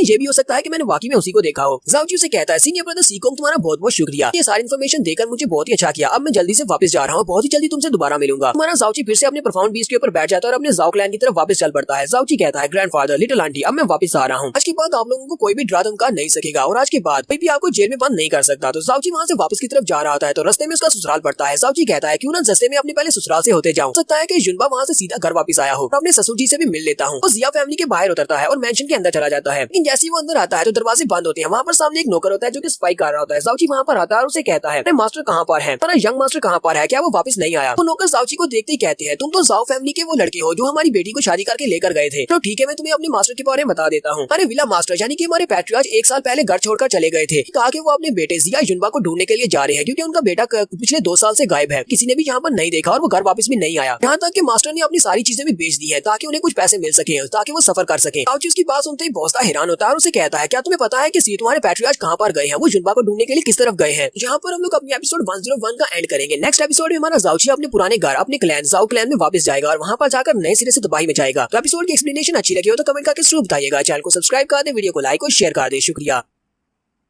तो गाइस, कैसे हैं आप सब लोग। रीइंकार्नेटेड के एपिसोड 102 के साथ हाजिर हूं। लास्ट एपिसोड के एंड पे हमने देखा था हमारा जाओची अपने जाओ सेक्टर की तरफ वापस जा रहा होता है, लेकिन वापसी के रास्ते में वो कहता है पहले अपने ससुराल से होकर जाते हैं। वो जिया मैंशन की तरफ जाता है तो वहां पर जाकर उसे पता चलता है कि मास्टर जिया घर में नहीं है। वो अपने बेटे जुनबा को ढूंढने के लिए 1 साल पहले ही निकल गए थे, अभी तक वापस नहीं आए और ना ही उनके बेटे जुनबा के बारे में कोई खबर है। वहाँ पर जो नौकर सफाई कर रहा होता है, जाओची उससे पूछता है कि तुम्हारा मास्टर कहाँ पर चला गया। जाओची उस नौकर से कहता है, मुझे ये बताओ कि तुम्हारे मास्टर कौन सी डायरेक्शन में गए हैं। वो नौकर कहता है, मुझे इस बारे में बिल्कुल भी नहीं पता कि वो कौन सी डायरेक्शन में गए हैं, लेकिन उनका सामान मैंने पैक किया था। मुझे एक बात याद है, उनके पास एक लकड़ी का छोटा सा ब्लैक कलर का टुकड़ा था जिसके ऊपर क्रेसेंट मून बना हुआ था। ये टुकड़ा उनके पास काफी लंबे अरसे से है, शायद ये किसी किस्म का कोई बैज है या टोकन है। तो हमारा जाओची उसकी बात सुनने के बाद सोच रहा होता है, ये ब्लैक कलर के टुकड़े के बारे में बता रहा है, वो वाला लकड़ी का टुकड़ा के ऊपर क्रेसेंट मून बना हो, ये तो ब्लैक मून गिल्ड वालों की निशानी है। कहीं इस बात का क्या मतलब हो सकता है, कहीं ऐसा तो नहीं है कि मेरी वाइफ किंगजू के dad black moon merchant guild के साथ रिलेटेड है। जाओची उस नौकर से कहता है, तुम्हें बिल्कुल भी परेशान होने की जरूरत नहीं है, तुम्हारा यंग मास्टर जुनबा वो जरूर वापस आएगा और तुम्हारे मास्टर काफी ज्यादा स्ट्रॉन्ग है, इसी वजह से बाहर की दुनिया में उन्हें ज्यादा कोई मुश्किल नहीं होगी। सभी लोग, सारी फैमिली जल्दी ही वापस आएगी। जाओची वहाँ से वापस अपने जाओ सेक्टर की तरफ मुड़ पड़ता है और साथ ही सोच रहा होता है, जुनबा तुम कहाँ पर हो, अगर तुमने मेरे जिंदा होने की खबर सुन ली है तो तुम फिर वापस घर क्यों नहीं आ रहे, चलो जल्दी से घर वापस आ जाओ, कहीं ऐसा ना हो कि तुम किसी मुश्किल में पड़ गए हो। हमारा जाओची इसी तरह सोचते सोचते फाइनली अपने जाओ सेक्टर के बाहर पहुंच जाता है। जाओ सेक्टर का दरवाजा बंद होता है। जाओची कहता है, तो फाइनली मैं यहाँ पर आ ही गया हूँ ग्रैंडपा, लिटिल आंटी, चलो मैं तुम्हें आजाद करवाने के लिए यहाँ पर पहुंच आया हूँ, अब देखो मैं यहाँ पर क्या करता हूँ। तुम्हारा जाओची दरवाजे के ऊपर पंच मारता है और दरवाजे को तोड़ देता है। वहाँ पर एक जबरदस्त धमाका होता है। जाओ सेक्टर के जो ग्रेट एल्डर होते हैं वो चिल्लाकर कहते हैं, कौन है यहाँ पर, किसने ये सब कुछ किया, किसकी हिम्मत हुई हमारे जाओ क्लैन के दरवाजे को तोड़ने की। दरवाजे के टूटने के बाद उसकी धूल मिट्टी के अंदर से हमारा जाओची निकलता है और उनसे कहता है, जाओ सेक्टर के बूढ़े खूसर, तुम सभी लोग तो आज भी नहीं बदले, क्या तुम लोग इस यंग मास्टर को भूल भी गए हो, अभी तो सिर्फ 3 साल गुजरे हैं और तुम मुझे भूल गए हो। सभी लोग कहते हैं, ये तुम्हारा जाओची है। सेक्टर पैट्रियार्च जाओची से कहते हैं, जाओची तुम यहाँ पर क्या कर रहे हो, 3 साल पहले मैंने तुम्हें यहाँ से पर्सनल निकाला था, हमने तुम्हें जाओ सेक्टर से बैन कर दिया था और तुम्हारे पास से जाओ का नाम भी छीन लिया था, तुम्हें कहा था कि तुम यहाँ पर वापस नहीं आ सकते, फिर सारी जिंदगी के लिए जाओ सेक्टर से बाहर निकाला गया था, फिर तुम यहाँ पर क्या कर रहे हो, क्या तुम यहाँ पर मरने के लिए आए हो। जाओची से कहता है, नहीं मैं यहाँ पर मरने के लिए तो बिल्कुल भी नहीं आया, मैं तो यहाँ पर अपने पुराने हिसाब को पूरा करने के लिए आया हूँ। नहीं लगता कि तुम लोगों को भी मुझे बहुत सारी बातों का हिसाब देना है। ग्रेट एल्डर अपनी जाओ जैंग से कहते हैं, जाओ जैंग चलो जल्दी से आगे बढ़ो और इसके ऊपर अटैक करके इसको उठाकर बाहर फेंक दो। मैं चाहता हूँ कि तुम इसकी दोनों बाजू तोड़ दो ताकि दोबारा इस तरह की हिम्मत ना कर सके। जाओ जैंग जो कि हमारे जाओची का कजन है वो आगे बढ़ता है और जाओची से कहता है, जाओची मैंने तो सोचा भी नहीं था कि तुम्हारे जैसा एक कचरा इंसान जिसके पास कल्टीवेशन भी नहीं है 3 साल तक बाहर की दुनिया में जिंदा रह पाया और अब यहाँ पर वापस चला आया है। लेकिन अब मैं तुम्हें यहाँ पर पर्सनली सबक सिखाने वाला हूँ कि तुम मेरे सामने कुछ भी नहीं हो। पिछले कुछ सालों में मैंने भी अपनी स्ट्रेंथ को बहुत ज्यादा बढ़ाया है, जैसे ग्रेट एल्डर ने कहा है वैसे ही मैं करूंगा और मैं तुम्हारे बाजू काट दूंगा ताकि तुम दोबारा से कभी भी हमारे पैलेस के दरवाजे के ऊपर अटैक न कर सको। जैसे वो जाओची के ऊपर अटैक करने के लिए उसके करीब पहुंचता है, जाओची उसके पेट में एक जबरदस्त किक मारता है, सिर्फ एक ही किक के साथ बेचारे जाओ जैंग के मुंह से ब्लड निकलना शुरू हो जाता है और उड़ता हुआ पीछे जाकर गिरता है। सेक्टर पैट्रियार्च भी ये देखकर काफी ज्यादा हैरान हो जाते हैं कि जाओची इतना स्ट्रॉन्ग कैसे हो गया है। सेक्टर पैट्रियार्च जाओची के ऊपर अटैक करने के लिए आगे बढ़ते हैं और उसे कहते हैं, तुमने हमारे जाओ जैंग के साथ क्या किया है, अब मैं तुम्हें पर्सनली मारने वाला हूँ। तो जाओची उसके सामने चुपचाप खड़ा होता है जबकि पैट्रियार्च उसे एक जबरदस्त पंच मारता है। जैसे वो जाओची की चेस्ट के ऊपर पंच मारता है उसका अपना हाथ टूट जाता है क्योंकि जाओची की बॉडी अब स्टील की तरह मजबूत है। इस बात से पैट्रियार्च भी बहुत ज्यादा हैरान होता है और अपना हाथ पकड़कर जोर जोर से चिल्लाना शुरू कर देता है। जाओची अपने सेक्टर पैट्रियार्च से कहता है, तुम्हें यहाँ पर मुंह संभाल कर बात करनी चाहिए, ना तो मैं कोई कमीना हूँ ना ही मैं कोई घटिया इंसान हूँ। दूसरी बात, मेरा नाम जाओची नहीं है, बार बार मुझे जाओची कहना बंद करो। जब तुम लोगों ने मुझे फैमिली से निकाला था तब तुम लोगों ने फैमिली का नाम भी मुझसे ले लिया था और उसके बाद मेरा नया नाम है, अब मेरा नाम युंची है। तो सेक्टर के लड़कों ने युंची का नाम पहले से सुना होगा, वो सभी लोग कहते हैं ऐसा तो नहीं है कि ये वही युंची है जिसके बारे में हमने सुना है ब्लू विंड एम्पायर के ग्रेट टूर्नामेंट में जी नाम के लड़के ने रैंकिंग नंबर 1 को हासिल किया था। जाओची जल्दी से अपनी तलवार निकाल लेता है और उनसे कहता है, इस दुनिया में सिर्फ और सिर्फ एक ही युंची है और वो मैं हूँ, वो युंची मैं हूँ जिसके बारे में तुम लोगों ने सुन रखा है। जाओची अपने सेक्टर पैट्रियार्च के ऊपर अटैक करते हुए कहता कहता है, आओ जुनहाई, तुमने बहुत ही बुरा किया। तुम हमारे सेक्टर के पैट्रियार्च थे, लेकिन पैट्रियार्च के होने के बावजूद तुमने अपने बेटे को जाओ सेक्टर की बड़ी ब्रांच में भेजने की खातिर लिटिल आंटी के ऊपर इल्जाम लगाया, वो भी चोरी का। और उसके बाद मुझे यहाँ से निकाल दिया और मेरे ग्रैंडपा और आंटी दोनों को जेल में बंद कर दिया। आज मैं सारी बात का हिसाब लेने के लिए तुम्हारे पास आया हूँ। उसी वक्त ग्रेट एल्डर पीछे से जाउची के ऊपर अटैक करते हैं और उसे कहते हैं, तुम्हारी हिम्मत कैसे हुई हमारे पैट्रियार्च के ऊपर अटैक करने की, जबकि हमारा जाउची सिर्फ एक ही हाथ के साथ उसके अटैक को डिफ्लेक्ट कर लेता है। तो हमारे जाउची ने पैट्रियार्च को नीचे गिरा लिया और उसकी चेस्ट के ऊपर अपना पांव रखकर खड़ा होता है। पैट्रियार्च से कह रहा था, प्लीज मुझे छोड़ दो, प्लीज मुझे मत मारना। पैट्रियार्च जाउची को यहाँ पर एक्सप्लेन करते हुए कहते हैं, हाँ मुझे अच्छी तरह से याद है कि हमने तुम्हारे और तुम्हारे ग्रैंडपा के साथ क्या किया। तुम ये बात भी अच्छी तरह से जानते हो कि जाओ सेक्टर बहुत ज्यादा बड़ा है। जाओ सेक्टर की मेन ब्रांच से जो मैसेंजर यहाँ पर आया था उसको खुश करना भी बहुत ज्यादा जरूरी था। तो हमारे जाओ क्लैन को तबाह कर देता, लेकिन तुम यहाँ पर हमसे इस तरह बदला तो नहीं ले सकते, क्योंकि 16 साल तक हमने तुम्हें पाल पोस कर बड़ा किया है। तुम हमारे जाओ सेक्टर का हिस्सा रहे हो। जाउची से कहता, अपनी बकवास बंद करो, तुम लोग उन जाओ सेक्टर वालों के खिलाफ कुछ भी कर सकते थे। अच्छी तरह से पता था कि वो मैसेंजर जानबूझकर ये सब कुछ कर रहा है, वो मेरी लिटिल आंटी के ऊपर इल्जाम लगा रहा है, लेकिन तुमने उसके साथ मिलकर ये सब कुछ किया सिर्फ अपने बेटे को उनका डिसाइपल बनाने के लिए। रही बात मेरी, तो तुम लोगों ने मुझे 16 साल तक नहीं पाला, बल्कि मेरे ग्रैंडपा ने मुझे 16 साल तक पाला है, सिर्फ और सिर्फ मेरे ग्रैंडपा ने। तुम लोग तो मुझे हमेशा ही बहुत ही कम मांगते थे, क्योंकि मेरे पास कल्टीवेशन नहीं थी। इसी वजह से तुम लोग मुझे हमेशा मेरा मजाक उड़ाते थे, जिसकी वजह से तुम लोगों ने कभी भी मुझे कोई भी रिसोर्सेज नहीं दिए। जाउची कहता है, लेकिन फिर भी मैं यहाँ पर तुम लोगों को जान से नहीं मारने वाला, क्योंकि मैं जानता हूँ कि मेरे ग्रैंडपा भी जाओ फैमिली का हिस्सा है। मैंने तुम लोगों को मार दिया तो मेरे ग्रैंडपा बहुत ज्यादा दुखी हो जाएंगे, तो सारी जिंदगी इस बारे में सोचते रहेंगे कि मैंने उनके जाओ सेक्टर को मार डाला। सेक्टर के पैट्रियार्च जाउची से कहते हैं, ये बात वाकई में सच है कि हमने ग्रैंडपा के साथ बिल्कुल भी अच्छा नहीं किया। अपने ग्रैंडपा उनकी बेटी और तुम्हारे साथ बिल्कुल भी अच्छा नहीं किया, इसी वजह से हम लोग सजा के हकदार हैं। अगर तुम यहाँ पर हम सभी की जान बख्श देते हो, हमें जिंदा छोड़ देते हो, तो हमारा पूरे का पूरा जाओ क्लैन तुम्हें अपना नया लीडर मान लेगा और हम लोग तुम्हें फॉलो करने को तैयार हो, तुम हमारा लीडर बन सकते हो। जाउची उनसे कहता है, अगर तुम सभी लोग जिंदा रहना चाहते हो तो मैं चाहता हूँ कि तुम सभी लोगों को इकट्ठा करो, सारे जाओ क्लैन को इकट्ठा करो और सभी लोग जल्दी से माउंटेन एरिया की तरफ चलो, जहाँ पर जेल में मेरी आंटी और ग्रैंडपा को बंद किया गया है। चाहता हूँ कि तुम उन सभी के सामने अपना सर झुकाओ, चाहे माथा रगड़ना पड़े तो माथा रगड़ो। मेरी आंटी और मेरे ग्रैंडपा को इस बात के लिए मनाओ कि वो जाओ क्लैन को छोड़ दे और मेरे साथ चले। तो मुझे पता है कि ग्रैंडपा जाओ क्लैन से बहुत ज्यादा प्यार करते हैं, वो अपने जाओ क्लैन को इस तरह छोड़कर नहीं जाएंगे। जाउची पैट्रियार्च से बात कर रहा होता है, जबकि उसी वक्त जाओ जैंग उसे कहता है, लेकिन ग्रैंडपा और लिटिल आंटी वो तो यहाँ पर है ही नहीं। बात से जाउची और भी गुस्सा होता है। पैट्रियार्च से कहता है, उन लोगों के साथ क्या किया तुमने, वो लोग कहाँ पर हैं, चलो जल्दी से बताओ मुझे। एक्टर पैट्रियार्च से कहते हैं, हमने उन लोगों के साथ कुछ भी नहीं किया। दिन पहले जहाँ पर हिमालय बर्निंग सेक्टर से एक लड़का आया था, जो कि अपने आप को हिमालय बर्निंग सेक्टर का यंग मास्टर कह रहा था। उसके साथ काफी सारे लोग भी थे, वो बहुत ज्यादा पावरफुल थे। वो तुम्हारे ग्रैंडपा और आंटी को लेकर चले गए, उन्हें रोक नहीं पाया क्योंकि वो बहुत ज्यादा पावरफुल थे। जाउची ये बात सुनते ही बहुत ज्यादा गुस्सा हो जाता है और जल्दी से जंप करते हुए माउंटेन गॉड्स की तरफ चला जाता है, उस जेल में जहाँ पर उसकी लिटिल आंटी और ग्रैंडपा को कैद किया गया था। जाकर उनको आवाजें दे रहा होता है कि लिटिल आंटी, ग्रैंडपा आप लोग कहाँ पर हैं। वहाँ पर उसे फर्श के ऊपर ब्लड दिखाई देता है, इस बात से वो और भी ज्यादा गुस्सा हो जाता है। जाउची सोच रहा होता है, हिमालय बर्निंग सेक्टर के यंग मास्टर की स्ट्रेंथ तो बहुत ज्यादा है और साथ में वो सोल्जर्स भी लेकर आया था। ग्रैंडपा और लिटिल आंटी तो उसके सामने टिक भी नहीं सकते थे और ना ही जाओ क्लैन वाले उनको रोक सकते थे। साथ ही उसे याद आता है कि ब्रदर सीकोंग डू ने भी उसे बताया था, हिमालय बर्निंग सेक्टर का फैन जुई चैन यहाँ पर आया है अपने कुछ सोल्जर्स के साथ और जहाँ पर किसी को ढूंढ रहा था। लगता है कि वो यहाँ पर मेरे ग्रैंडपा और आंटी को लेने के लिए आया होगा। जाउची बहुत ज्यादा गुस्सा हो जाता है, अपनी फीनिक्स की फायर को रिलीज करता है और कहता है, हिमालय बर्निंग सेक्टर के कुछ मास्टर्स ने मेरे पर अटैक किया तो मैंने उन सभी को नहीं मारा, हालांकि मैंने उनके यंग मास्टर फैन जुई चैन को भी छोड़ दिया, मैंने उसको जिंदा छोड़ दिया। हिमालय बर्निंग सेक्टर के साथ मेरा ऐसा कोई मसला नहीं है कि मैं पूरे के पूरे सेक्टर को डिस्ट्रॉय कर दूं, लेकिन उन लोगों ने मेरे ग्रैंडपा और आंटी को किडनैप करके बिल्कुल भी अच्छा काम नहीं किया। उन्होंने इन दोनों को किडनैप करके अपनी मौत के फरमान के ऊपर साइन कर दिए हैं। जाउची वहीं से अपने जाओ क्लैन के लोगों से कहता है, जाओ क्लैन के लोगों मेरी बात को ध्यान से सुनना, अगर मेरी लिटिल आंटी या फिर मेरे ग्रैंडपा के साथ कुछ भी बुरा हुआ तो मैं वापस यहाँ पर आऊंगा, हमारे पूरे के पूरे क्लैन को डिस्ट्रॉय कर दूंगा, मैं किसी एक को भी जिंदा नहीं छोड़ूंगा। वो अपने पंछी के ऊपर बैठकर बड़ी स्पीड से वहाँ से निकल जाता है। रास्ते में वो अपने ट्रांसमिशन जेट को यूज करते ब्रदर सीकोंग डू से पूछता है, ब्रदर सीकोंग तुम्हें पता है कि हिमालय बर्निंग सेक्टर कहाँ पर है, ये हिमालय बर्निंग सेक्टर में जाना है। ब्रदर सीकोंग डू से बताता है कि हिमालय बर्निंग सेक्टर कहाँ पर है, वो उस जगह की तरफ चल पड़ता है। जाउची बर्निंग हीवन वैली की तरफ निकल पड़ा है, जो कि ब्लू फायर रीजन में है। इसे नेक्स्ट सीन में बर्निंग हीवन सेक्टर का दिखाया जाता है। हिमालय बर्निंग सेक्टर का यंग मास्टर फैन जुई चैंग, हालांकि वो काफी ज्यादा जख्मी है, जाउची ने उसे काफी बुरी तरह से पीटा था। फैन जुई चैंग अपने फादर से कहता है, फादर अब आपको परेशान होने की जरूरत नहीं है, मैंने अपने लोगों को भेजकर उस लड़के जाउची की लिटिल आंटी और उसके ग्रैंडपा को यहाँ पर बुला लिया है, उसके दोनों फैमिली रिलेटिव्स मेरे कब्जे में हैं। फादर उसे कहती है, तो इसका मतलब फैन जुई चैंग को वहाँ पर तुमने भेजा था, तुम तो बहुत बड़े कमीने निकले, मैंने तुम्हें कहा भी था कि इस तरह से कोई भी फैसला खुद मत लेना। अच्छी तरह से पता है कि वो लड़का कितना ज्यादा स्ट्रॉन्ग है, वो एक छोटे मॉन्स्टर की तरह है, हालांकि वो अपनी स्ट्रेंथ के साथ तुम्हारे पूरे के पूरे सेक्टर को डिस्ट्रॉय तो नहीं कर सकता, लेकिन फिर भी अगर वो अपने ग्रैंडपा और लिटिल आंटी को बचाने के लिए यहाँ पर आ जाता है तो तुम्हें नहीं लगता कि हमारे बहुत सारे लोग उसके हाथ से मारे जाएंगे, वो यहाँ पर तबाही मचा सकता है। तो फैन जुई चैंग अपने फादर से कहता है, फादर हमारे सेक्टर की इज्जत को मिट्टी में मिला दिया उस लड़के ने, सिर्फ उसने हमारे एल्डर्स की जान लिया, बल्कि आपकी होने वाली बहू को भी उसने रास्ते से ही किडनैप कर लिया। शादी वाले दिन उसने मुझे बहुत ही बुरी तरह से पीटा है, जिसकी वजह से मेरी बहुत ज्यादा इंसल्ट हुई है, पर हम लोग उस लड़के जाउची को मार डालते हैं तो हमारी खोई हुई इज्जत हमें वापस मिल जाएगी। यहाँ पर हम लोग अपनी एपिसोड 102 का एंड करेंगे। एपिसोड की एक्सप्लेनेशन अच्छी लगी हो तो कमेंट करके जरूर बताइएगा, चैनल को सब्सक्राइब कर दे, वीडियो को लाइक और शेयर कर दें। शुक्रिया।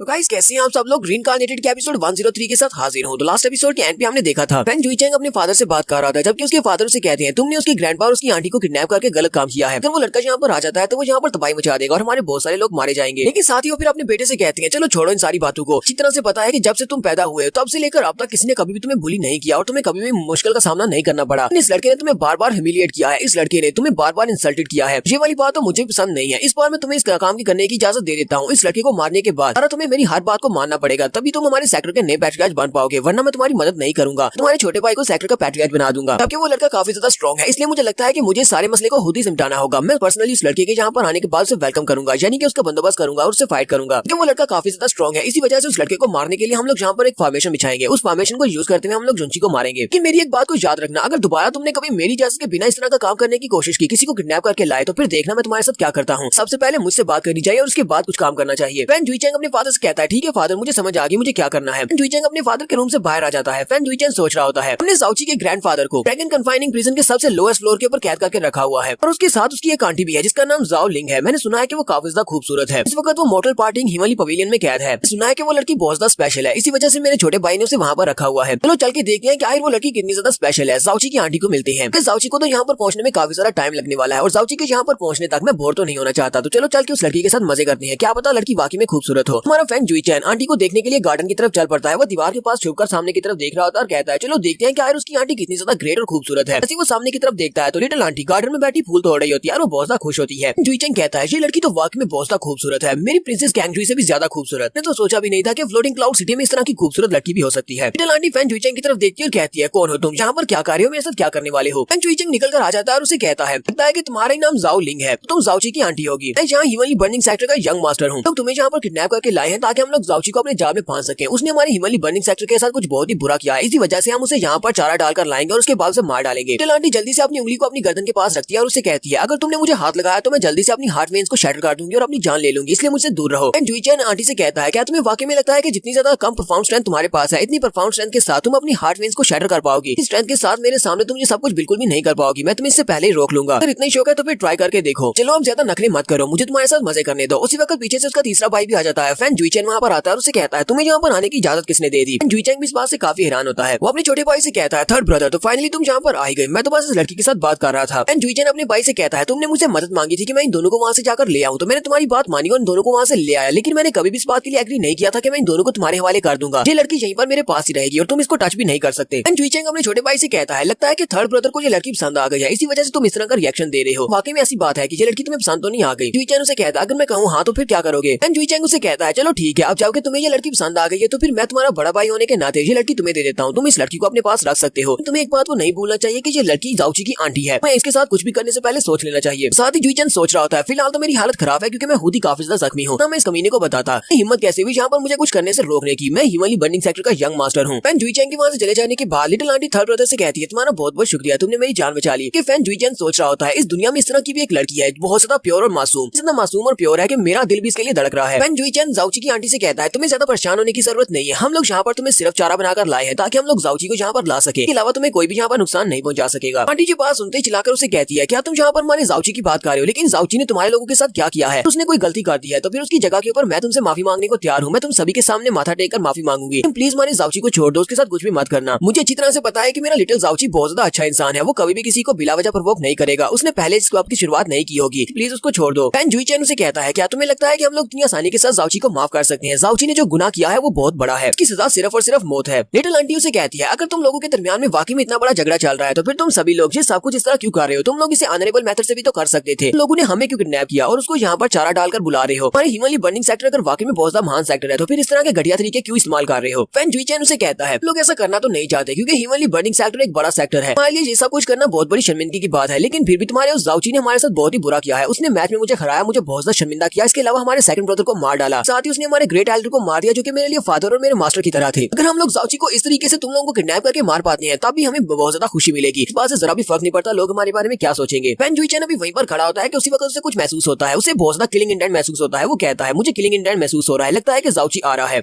जाओची अपने बड़े से आइस फिनिक्स पंछी के ऊपर बैठकर बर्निंग क्लैन की तरफ निकल पड़ा है और वो उनके बहुत ज्यादा करीब पहुंच जाता है और दूर से अपनी फायर को एक्टिवेट करते हुए कहता है हिमालय बर्निंग क्लैन के लोगों जल्दी से बाहर निकलो और एक एक करके मेरे हाथों से मरो। जाओची हिमालय बर्निंग सेक्टर में लैंड कर चुका है, साथ ही वो अपनी बड़ी तलवार भी निकाल लेता है। वो सभी लोग उसे देखकर कहते हैं ये तो वाकई में जुंची है, तो अपने साथ फ्रोजन क्लाउड पैलेस के बड़े से स्नो फिनिक्स को लेकर आया है। सेक्टर पैट्रियार्च और सेकंड एल्डर दोनों बड़ी स्पीड के साथ वहाँ से निकलकर बाहर आ जाते हैं जाओची के सामने और जाओची से कहते हैं तो बहुत अच्छा है कि तुम जहाँ पर पहुंच आए हो। आज हम लोग तुमसे उस हर एक बात का बदला लेने वाले हैं जो भी तुमने हमारे हिमालय बर्निंग सेक्टर के साथ किया है। आज तुम्हें हर एक बात का हिसाब देना पड़ेगा। जबकि हमारा जाओची उनसे कहता है तुम्हें लगता है कि जहाँ पर मुझे तुम्हें कोई हिसाब देना है, तुम्हारे उस एल्डर फैन मोली और तुम्हारे दूसरे एल्डर ने तो उन्हें मुझे बार बार मारने की कोशिश की। कंपटीशन के दौरान भी फैन मोली ने मेरे पर अटैक किया और मुझे मारने की कोशिश की। अच्छा बात भी ठीक है कि उन दोनों को मैंने मार डाला है, तो मैं अपनी जान बचाना चाहता था, लेकिन फिर भी मेरा तुम्हारे खिलाफ कोई भी एक्शन लेने का कोई इरादा नहीं था। बस उन लोगों को मारना था जो लोग मुझे ऑफेंड कर रहे थे। उसके बाद मैं आराम से यहाँ से निकल जाता किसी दूसरी तरफ अपनी कल्टीवेशन को बढ़ाने के लिए, लेकिन तुम लोगों ने मेरे ग्रैंडफादर और मेरी लिटिल आंटी को किडनैप करके बिल्कुल भी अच्छा नहीं किया। इस सबका हिसाब तो तुम लोगों को चुकाना पड़ेगा। सेकंड एल्डर उसे कहते हैं क्या तुम्हें पता है कि तुमने जिसको मारा था वो कौन था? फैन मोली मेरा बड़ा भाई था, तुमने उसको मार डाला, वो हमारे सेक्टर का ग्रेट एल्डर भी था। इसके अलावा तुमने हिमालय बर्निंग सेक्टर का नाम खराब किया है, तुमने बार बार हमारे पर अटैक करके हमें बहुत ज्यादा शर्मिंदा किया है। इसलिए अब हमें इस बात से जरा भी फर्क नहीं पड़ता कि हम लोग तुम्हें पकड़ने के लिए या मारने के लिए कौन सा तरीका इस्तेमाल करते हैं। तुम यहाँ पर आ तो गए हो, लेकिन तुम यहाँ से जिंदा वापस नहीं जा पाओगे। जाओची अपनी पावर्स को रिलीज करते हुए सभी से कहता है मैं तुम लोगों को यहाँ पर एक आखिरी मौका दे रहा हूँ, चुपचाप मेरी आंटी और मेरे ग्रैंडपा को छोड़ दो। अगर तुम जल्दी से उनको नहीं छोड़ते तो उसके बाद में जहाँ पर तुम सभी के ऊपर अटैक करूंगा, तुम्हारी हिमालय बर्निंग सेक्टर में किसी एक को भी जिंदा नहीं छोड़ूंगा, मैं सभी को मार डालूंगा। सेकंड एल्डर उसे कहते हैं तुम्हारी मौत तुम्हारे सामने खड़ी है, लेकिन फिर भी तुम यहाँ पर हमारे सामने इतनी एरोगेंटली बात कर रहे हो। क्या तुम्हें वाकई में लगता है कि तुम हिमालय बर्निंग सेक्टर को डिस्ट्रॉय कर सकते हो? ये सेक्टर तुम्हारी सोच से भी ज्यादा बड़ा है। देखने वाले कहते हैं हमारे सेकंड एल्डर अटैक करने वाले हैं। सेकंड एल्डर इस वक्त स्काई परफॉर्म राम की पीक पर है और बहुत ही जल्दी एम्परर राम के एक्सपर्ट बनने वाले हैं। क्या हमारे सेकंड एल्डर जाओची को हरा पाएंगे? मैं तो लगता है कि हमारे सेकंड एल्डर की सिर्फ एक ही अटैक के साथ जाओची का काम तमाम हो जाएगा। सेकंड एल्डर अपनी एनर्जी को रिलीज करते हुए जाओची के ऊपर अटैक करते हैं, तो जाओची अपने हाथ को सामने करते हुए उसके अटैक को अपने हाथ के साथ ही ब्लॉक कर लेता है। सेकंड एल्डर भी देखकर काफी ज्यादा हैरान हो जाते हैं। तो हमारा जाओची उसके अटैक को ब्लॉक करने के बाद उसी की एनर्जी को यूज करते हुए दोबारा से उसके ऊपर अटैक करता है, जिससे सेकंड एल्डर के ऊपर एक जबरदस्त हिट लगती है और सेकंड एल्डर पीछे की तरफ गिर जाते हैं। जाओची कहता है तो लगता है कि तुम लोगों ने अपना जवाब तय कर लिया है कि तुम लोग मेरे ग्रैंडफादर और मेरी आंटी को नहीं छोड़ने वाले। तो अगर तुम लोगों ने फैसला कर लिया है तो फिर ठीक है, अब मैं तुम सभी को मार डालूंगा। हिमालय बर्निंग सेक्टर में से कोई भी जिंदा नहीं बचेगा। जाओची जल्दी से अपनी बड़ी सी तलवार को घुमाते हुए अपनी फीनिक्स फायर को यूज करते हुए उनके ऊपर अटैक कर देता है। तो देखने वाले लड़के चिल्लाकर उनसे कहते हैं सेकंड एल्डर सेक्टर पैट्रियार्च जल्दी से बचो, ये तुम्हारे पर अटैक करने वाला है। इसकी स्ट्रेंथ पहले से बहुत ज्यादा हो चुकी है। लास्ट टाइम टूर्नामेंट में जब इसने फाइट की तब ये इतना स्ट्रॉन्ग नहीं था, इसकी स्ट्रेंथ अंदर छुपी होती है, तब जब ये अटैक करता है तब इसकी पावर बाहर निकलती है। सेकंड एल्डर जल्दी से अपनी पावर को यूज करते हुए जाओची के अटैक को ब्लॉक करने की कोशिश करते हैं, लेकिन सेक्टर पैट्रियार्च और उसके साथ साथ सेकंड एल्डर दोनों ही जाओची की हिट के साथ जख्मी हो जाते हैं। जाओची कहता है मैं इतनी आसानी के साथ तुम्हें छोड़ने वाला तो नहीं हूँ, तुम सभी को आज मरना होगा। और वो फिर से उनके ऊपर स्ट्राइक लगाता है और वो दोनों फिर से पीछे की तरफ हट जाते हैं। जबकि नीचे जितने भी डिसाइपल्स होते हैं वो सभी लोग कहते हैं हम सभी को भी मिलकर इस लड़के के ऊपर अटैक करना होगा। इसकी हिम्मत कैसे भी हमारे सेकंड एल्डर और पैट्रियार्च के ऊपर अटैक करने की और उन्हें जख्मी करने की। सभी लोग भी जल्दी से जाओची के ऊपर अटैक करने के लिए आगे बढ़ते हैं, जबकि जाओची कहता है चलो जल्दी से फिर आ जाओ, जितने ज्यादा होंगे उतनी आसानी होगी, मैं तुम सभी को एक ही स्ट्राइक में मार सकता हूँ, इससे मेरा टाइम वेस्ट होने से बच जाएगा। वैसे तो मुझे तुम्हें एक एक करके ढूंढकर मारना पड़ेगा, मेरे पास भारी तलवार है और इस भारी तलवार का फायदा यह है कि मैं बहुत सारों को एक साथ मार सकता हूँ। जाओची ऊपर की तरफ जंप करता है और ऊपर से नीचे की तरफ फिर अपनी फायर पावर के साथ नीचे की तरफ जंप करता है, एक स्ट्राइक लगाता है और उसके आसपास जितने लड़के होते हैं वो सारी वहाँ पर गिर जाते हैं और वो उन सभी को मार देता है। फिर साथ ही वो खड़ा होकर उन सभी से कहता है तुम में से जो लोग भी मरना चाहते हैं वो सभी लोग जल्दी से मेरे पास आ जाओ ताकि मैं आसानी के साथ उन्हें मार सकूं। तो यहाँ पर हम लोग अपनी एपिसोड 103 का एंड करेंगे। एपिसोड की एक्सप्लेनेशन अच्छी लगी हो तो कमेंट करके जरूर बताइएगा। चैनल को सब्सक्राइब कर दे, वीडियो को लाइक और शेयर कर दें। शुक्रिया।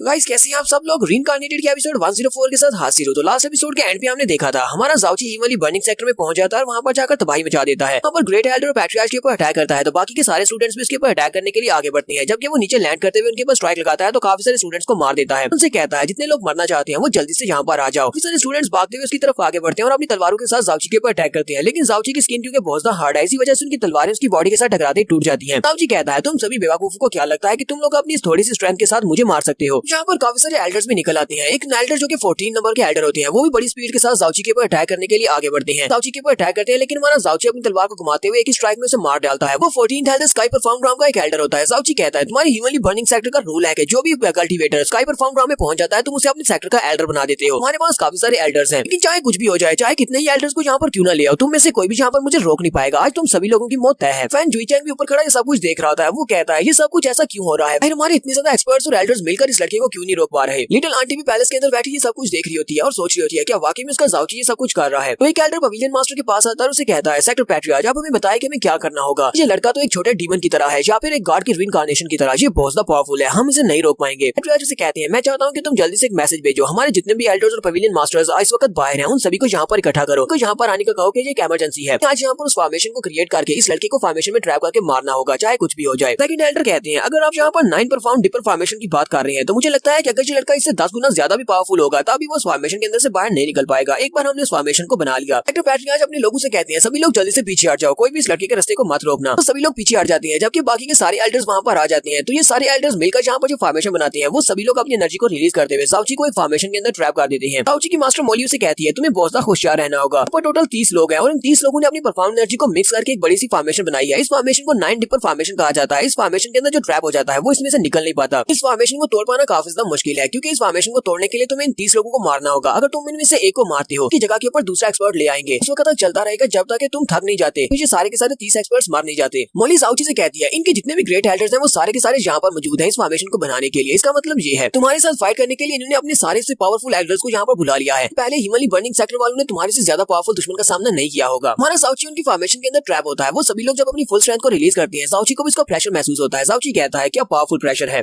फैन जुईचेंग ऊपर खड़ा ये सब कुछ देख रहा होता है। वो काफी ज्यादा खुश हो जाता है और कहता है अब जाओची नहीं बचेगा, इसको फॉर्मेशन के अंदर ट्रैप कर लिया गया है, अब तो इसको मार दिया जाएगा। एल्डर जाओची से कहते हैं जाओची तुम वाकई में एक बहुत ही टैलेंटेड लड़के हो, एक जीनियस लड़के हो जिसका फ्यूचर लिमिटलेस हो सकता था। अफसोस की बात यह है कि तुमने हमारे हिमालय बर्निंग सेक्टर को प्रवोक कर दिया और अब इसकी कीमत तुम्हें चुकाना पड़ेगी, वो भी अपनी जान देकर। हमारा जाओची जल्दी से अपनी तलवार निकालता है, ग्राउंड के अंदर गाड़ कर अपनी फिंग्स फायर को रिलीज करता है और उसे कहता है अपनी बकवास बंद करो। अगर तुम लोग मुझे मारना चाहते हो तो फिर इन सारी बकवास बातों का मकसद क्या है, जल्दी से मेरे पर अटैक करो और मुझे मारो। सेकंड एल्डर भी अपनी तलवार निकाल लेते हैं और कहते हैं लगता है कि तुम ऐसे हार नहीं मानने वाले। वो सारी अपनी तलवारें लेकर हमारे जाओची के ऊपर अटैक करते हैं जबकि हमारा जाओची इस फॉर्मेशन के अंदर रहते हुए अपनी तलवार को घुमाते हुए उनके अटैक्स को ब्लॉक कर रहा होता है और उनसे बच रहा होता है। साथ साथ वो अपनी फिनिक्स की फायर को भी एक्टिवेट कर रहा होता है, लेकिन क्योंकि वो फॉर्मेशन के अंदर ट्रैप है इसी वजह से उसके ऊपर काफी सारी हिट्स लगती हैं और वो भी काफी जख्मी हो जाता है। तभी देखने वाले भी काफी ज्यादा हैरान होते हैं और कहते हैं हालांकि जाओची को उन्होंने फॉर्मेशन के अंदर ट्रैप किया हुआ है लेकिन फिर भी वो जाओची के ऊपर कोई भी एडवांटेज नहीं मिल रहा। वो फॉर्मेशन के अंदर भी इतना ज्यादा पावरफुल है ना वो बाहर पावरफुल था। सभी लोग तो जाओची को फॉर्मेशन के अंदर भी नहीं रोक पा रहे। सेकंड एल्डर से कहते हैं हमारे ग्रेट एल्डर और हमारे थर्ड अंकल दोनों ही तुम्हारे हाथों से मारे गए। अब इस बात में कोई शक नहीं रहा कि तुम उन दोनों की जान ले सकते थे। फॉर्मेशन के अंदर कोई भी सप्रेस हो सकता है लेकिन तुम अभी तक सही सलामत खड़े हो। लेकिन कुछ भी नहीं हो सकता क्योंकि तुम इस फॉर्मेशन के अंदर ट्रैप हो और तुम इसको तोड़ नहीं सकते। तो इसका मतलब तुम यहीं पर फंसे रहोगे जब तक तुम खुद ही मर नहीं जाते। जाओची से कहता है यहाँ पर मैं नहीं मरने वाला बल्कि तुम मरने वाले हो। चलो मैं तुम्हें दिखाता हूँ कि मैं तुम्हें कैसे मारने वाला हूँ। हमारा जाओची सबसे पहले अपनी तलवार को घुमाते हुए अपनी ओवरलोड फ्यूरी मूव को यूज करता है, फिर साथ ही वो हिमालय वुल्फ स्लैश को यूज करता है, फिर साथ ही वो फॉलिंग मून सिंकिंग स्टार को यूज करता है। जाओची 3 अटैक्स को एक ही बार में यूज कर देता है और वहाँ पर जबरदस्त एनर्जी रिलीज होती है और उसके आसपास जो एल्डर्स होते हैं उनको मारना स्टार्ट करता है। साथ ही हमारा जाओची star scorching demon lotus move को भी यूज करता है, अपने आसपास के काफी सारे एल्डर्स को मार देता है। जाओची कहता है अगर तुम्हारे ये सारे के सारे एल्डर्स मारे जाते हैं तुम्हारा हिमालय बर्निंग सेक्टर तो वैसे डिस्ट्रॉय हो जाएगा क्योंकि तुम्हारे पास सिर्फ यही पावरफुल एल्डर्स हैं, बाकी सभी लोग तो आम लोग हैं या फिर डिसाइपल्स हैं। सेक्टर पैट्रियार्च अपने एल्डर्स और पवेलियन लॉर्ड से कहते हैं ये लड़का अपनी लिमिट तक पहुंच चुका है, इसने जहां पर अपनी बहुत सारी पावर को रिलीज किया और काफी हद तक जख्मी भी हो चुका है। सभी लोग मिलकर इसके ऊपर अटैक करें और सिर्फ एक स्ट्राइक में इसको मार डाले ताकि हम लोग अपने मरे हुए एल्डर्स का बदला ले सके। वो सारी एल्डर पैट्रियार्च की बात मानने के बाद हमारे जाओची के ऊपर अटैक करने के लिए आगे बढ़ते हैं। वो इस बार जाओची को मारने वाले हैं लेकिन जैसे वो जाओची के करीब पहुंचते हैं जाओची जहां पर अपनी special move dragon soul domain को यूज करता है जो कि ड्रैगन की सोल को अपनी बॉडी में अब्सॉर्ब करने के बाद उसे नई एबिलिटी मिली थी। जैसे वो वहां पर ड्रैगन सोल डोमेन को एक्टिवेट करता है तो उसकी बॉडी से एनर्जी का बना हुआ एक बड़ा सा ड्रैगन बाहर निकलता है। सभी लोग उस बड़े ड्रैगन को देखकर बहुत ज्यादा घबरा जाते हैं और कहते हैं जी यहाँ पर हो क्या रहा है। जाओची की ड्रैगन डोमेन इतनी ज्यादा पावरफुल होती है कि जाओची अपनी तलवार को सामने की तरफ करते हुए स्ट्राइक लगाता है तो जिस फॉर्मेशन के अंदर वो ट्रैप होता है वो फॉर्मेशन बड़ी आसानी के साथ टूट जाती है। सभी लोग बहुत ज्यादा घबरा जाते हैं और कहते हैं अब क्या होगा, इसने तो फॉर्मेशन को तोड़ दिया, ये बाहर आ चुका है। और सभी लोग घबराकर जाओची की तरफ ही देख रहे होते हैं कि ये तो हमें मार डालेगा। फैन जुईचेन पैलेस के अंदर अभी लिटिल आंटी के पास ही खड़ा होता है। वो सामने की तरफ देखकर कहता है ये सारे के सारे एक्सपर्ट्स हमारी हिमालय बर्निंग सेक्टर के एल्डर्स हैं और ये सारी काफी स्ट्रॉन्ग हैं। ये सारे जाओची के सामने नहीं टिक पा रहे। आज यहाँ पर हो क्या रहा है, अब हम लोग क्या करें। तो जुईचेन भी दरवाजा तोड़ते हुए अंदर आ जाता है। वो आते ही अपने छोटे भाई से कहता है चलो जल्दी से इस लड़की को मेरे हवाले करो, मैं इस लड़की को इस्तेमाल करूंगा युनजी को कमजोर करने के लिए। इस लड़की को उसके सामने रखेंगे और फिर उसे कहेंगे कि अपनी जान खुद ही ले ले, क्योंकि हमें ये बात अच्छी तरह से पता है कि जाओची को इस लड़की की बहुत ज्यादा परवाह है। वो इस लड़की की जान बचाने के लिए अपनी जान देने को तैयार हो जाएगा। एंड जुईचेन उसे कहता है ब्रदर मैं तुमसे पहले भी ये बात कह चुका हूँ, हम लोग इस लड़की को यहाँ पर सिर्फ चारा बनाकर लाए हैं, हम इस लड़की की जान को खतरे में नहीं डालेंगे। इसी वजह से मैंने तुम्हारी उस शर्त को माना था कि मैं तुम्हारे लिए इन दोनों को लेकर आऊंगा। मैं तुम्हारे लिए ले तो आया हूँ लेकिन अब मैं इन्हें नुकसान पहुंचने नहीं दूंगा। तो जंग मास्टर चिल्लाकर उसे कहता है अपनी बकवास बंद करो थर्ड ब्रदर, क्या तुम्हें दिखाई नहीं देता हमारे 20 से ज्यादा एल्डर्स मारे जा चुके हैं, बहुत सारे पवेलियन लॉर्ड इस वक्त जख्मी है और हमारा हिमालय बर्निंग सेक्टर तबाह होने की कगार पर है। तुम अभी भी यहाँ पर एक दुश्मन की साइड की लड़की की केयर कर रहे हो, तुम्हें नहीं लगता कि तुम्हें ये सब कुछ नहीं करना चाहिए, तुम तो हमारे हिमालय बर्निंग सेक्टर के गद्दार हो। तो तुम मेरे रास्ते से नहीं हटोगे तो मैं तुम्हारे पर भी अटैक करूंगा। और वो अपनी पावर्स को यूज करते हुए अपनी भाई के ऊपर अटैक कर देता है जबकि उसका भाई उसके अटैक को ब्लॉक करता है और कहता है बकवास बंद करो, मैं यहाँ पर तुम्हें ये सब कुछ नहीं करने दूंगा, मैं तुम्हें इस लड़की को हाथ भी नहीं लगाने दूंगा, इसलिए तुम यहाँ पर मेरे हाथों से मरोगे। वो अपने भाई के ऊपर अटैक करता है तो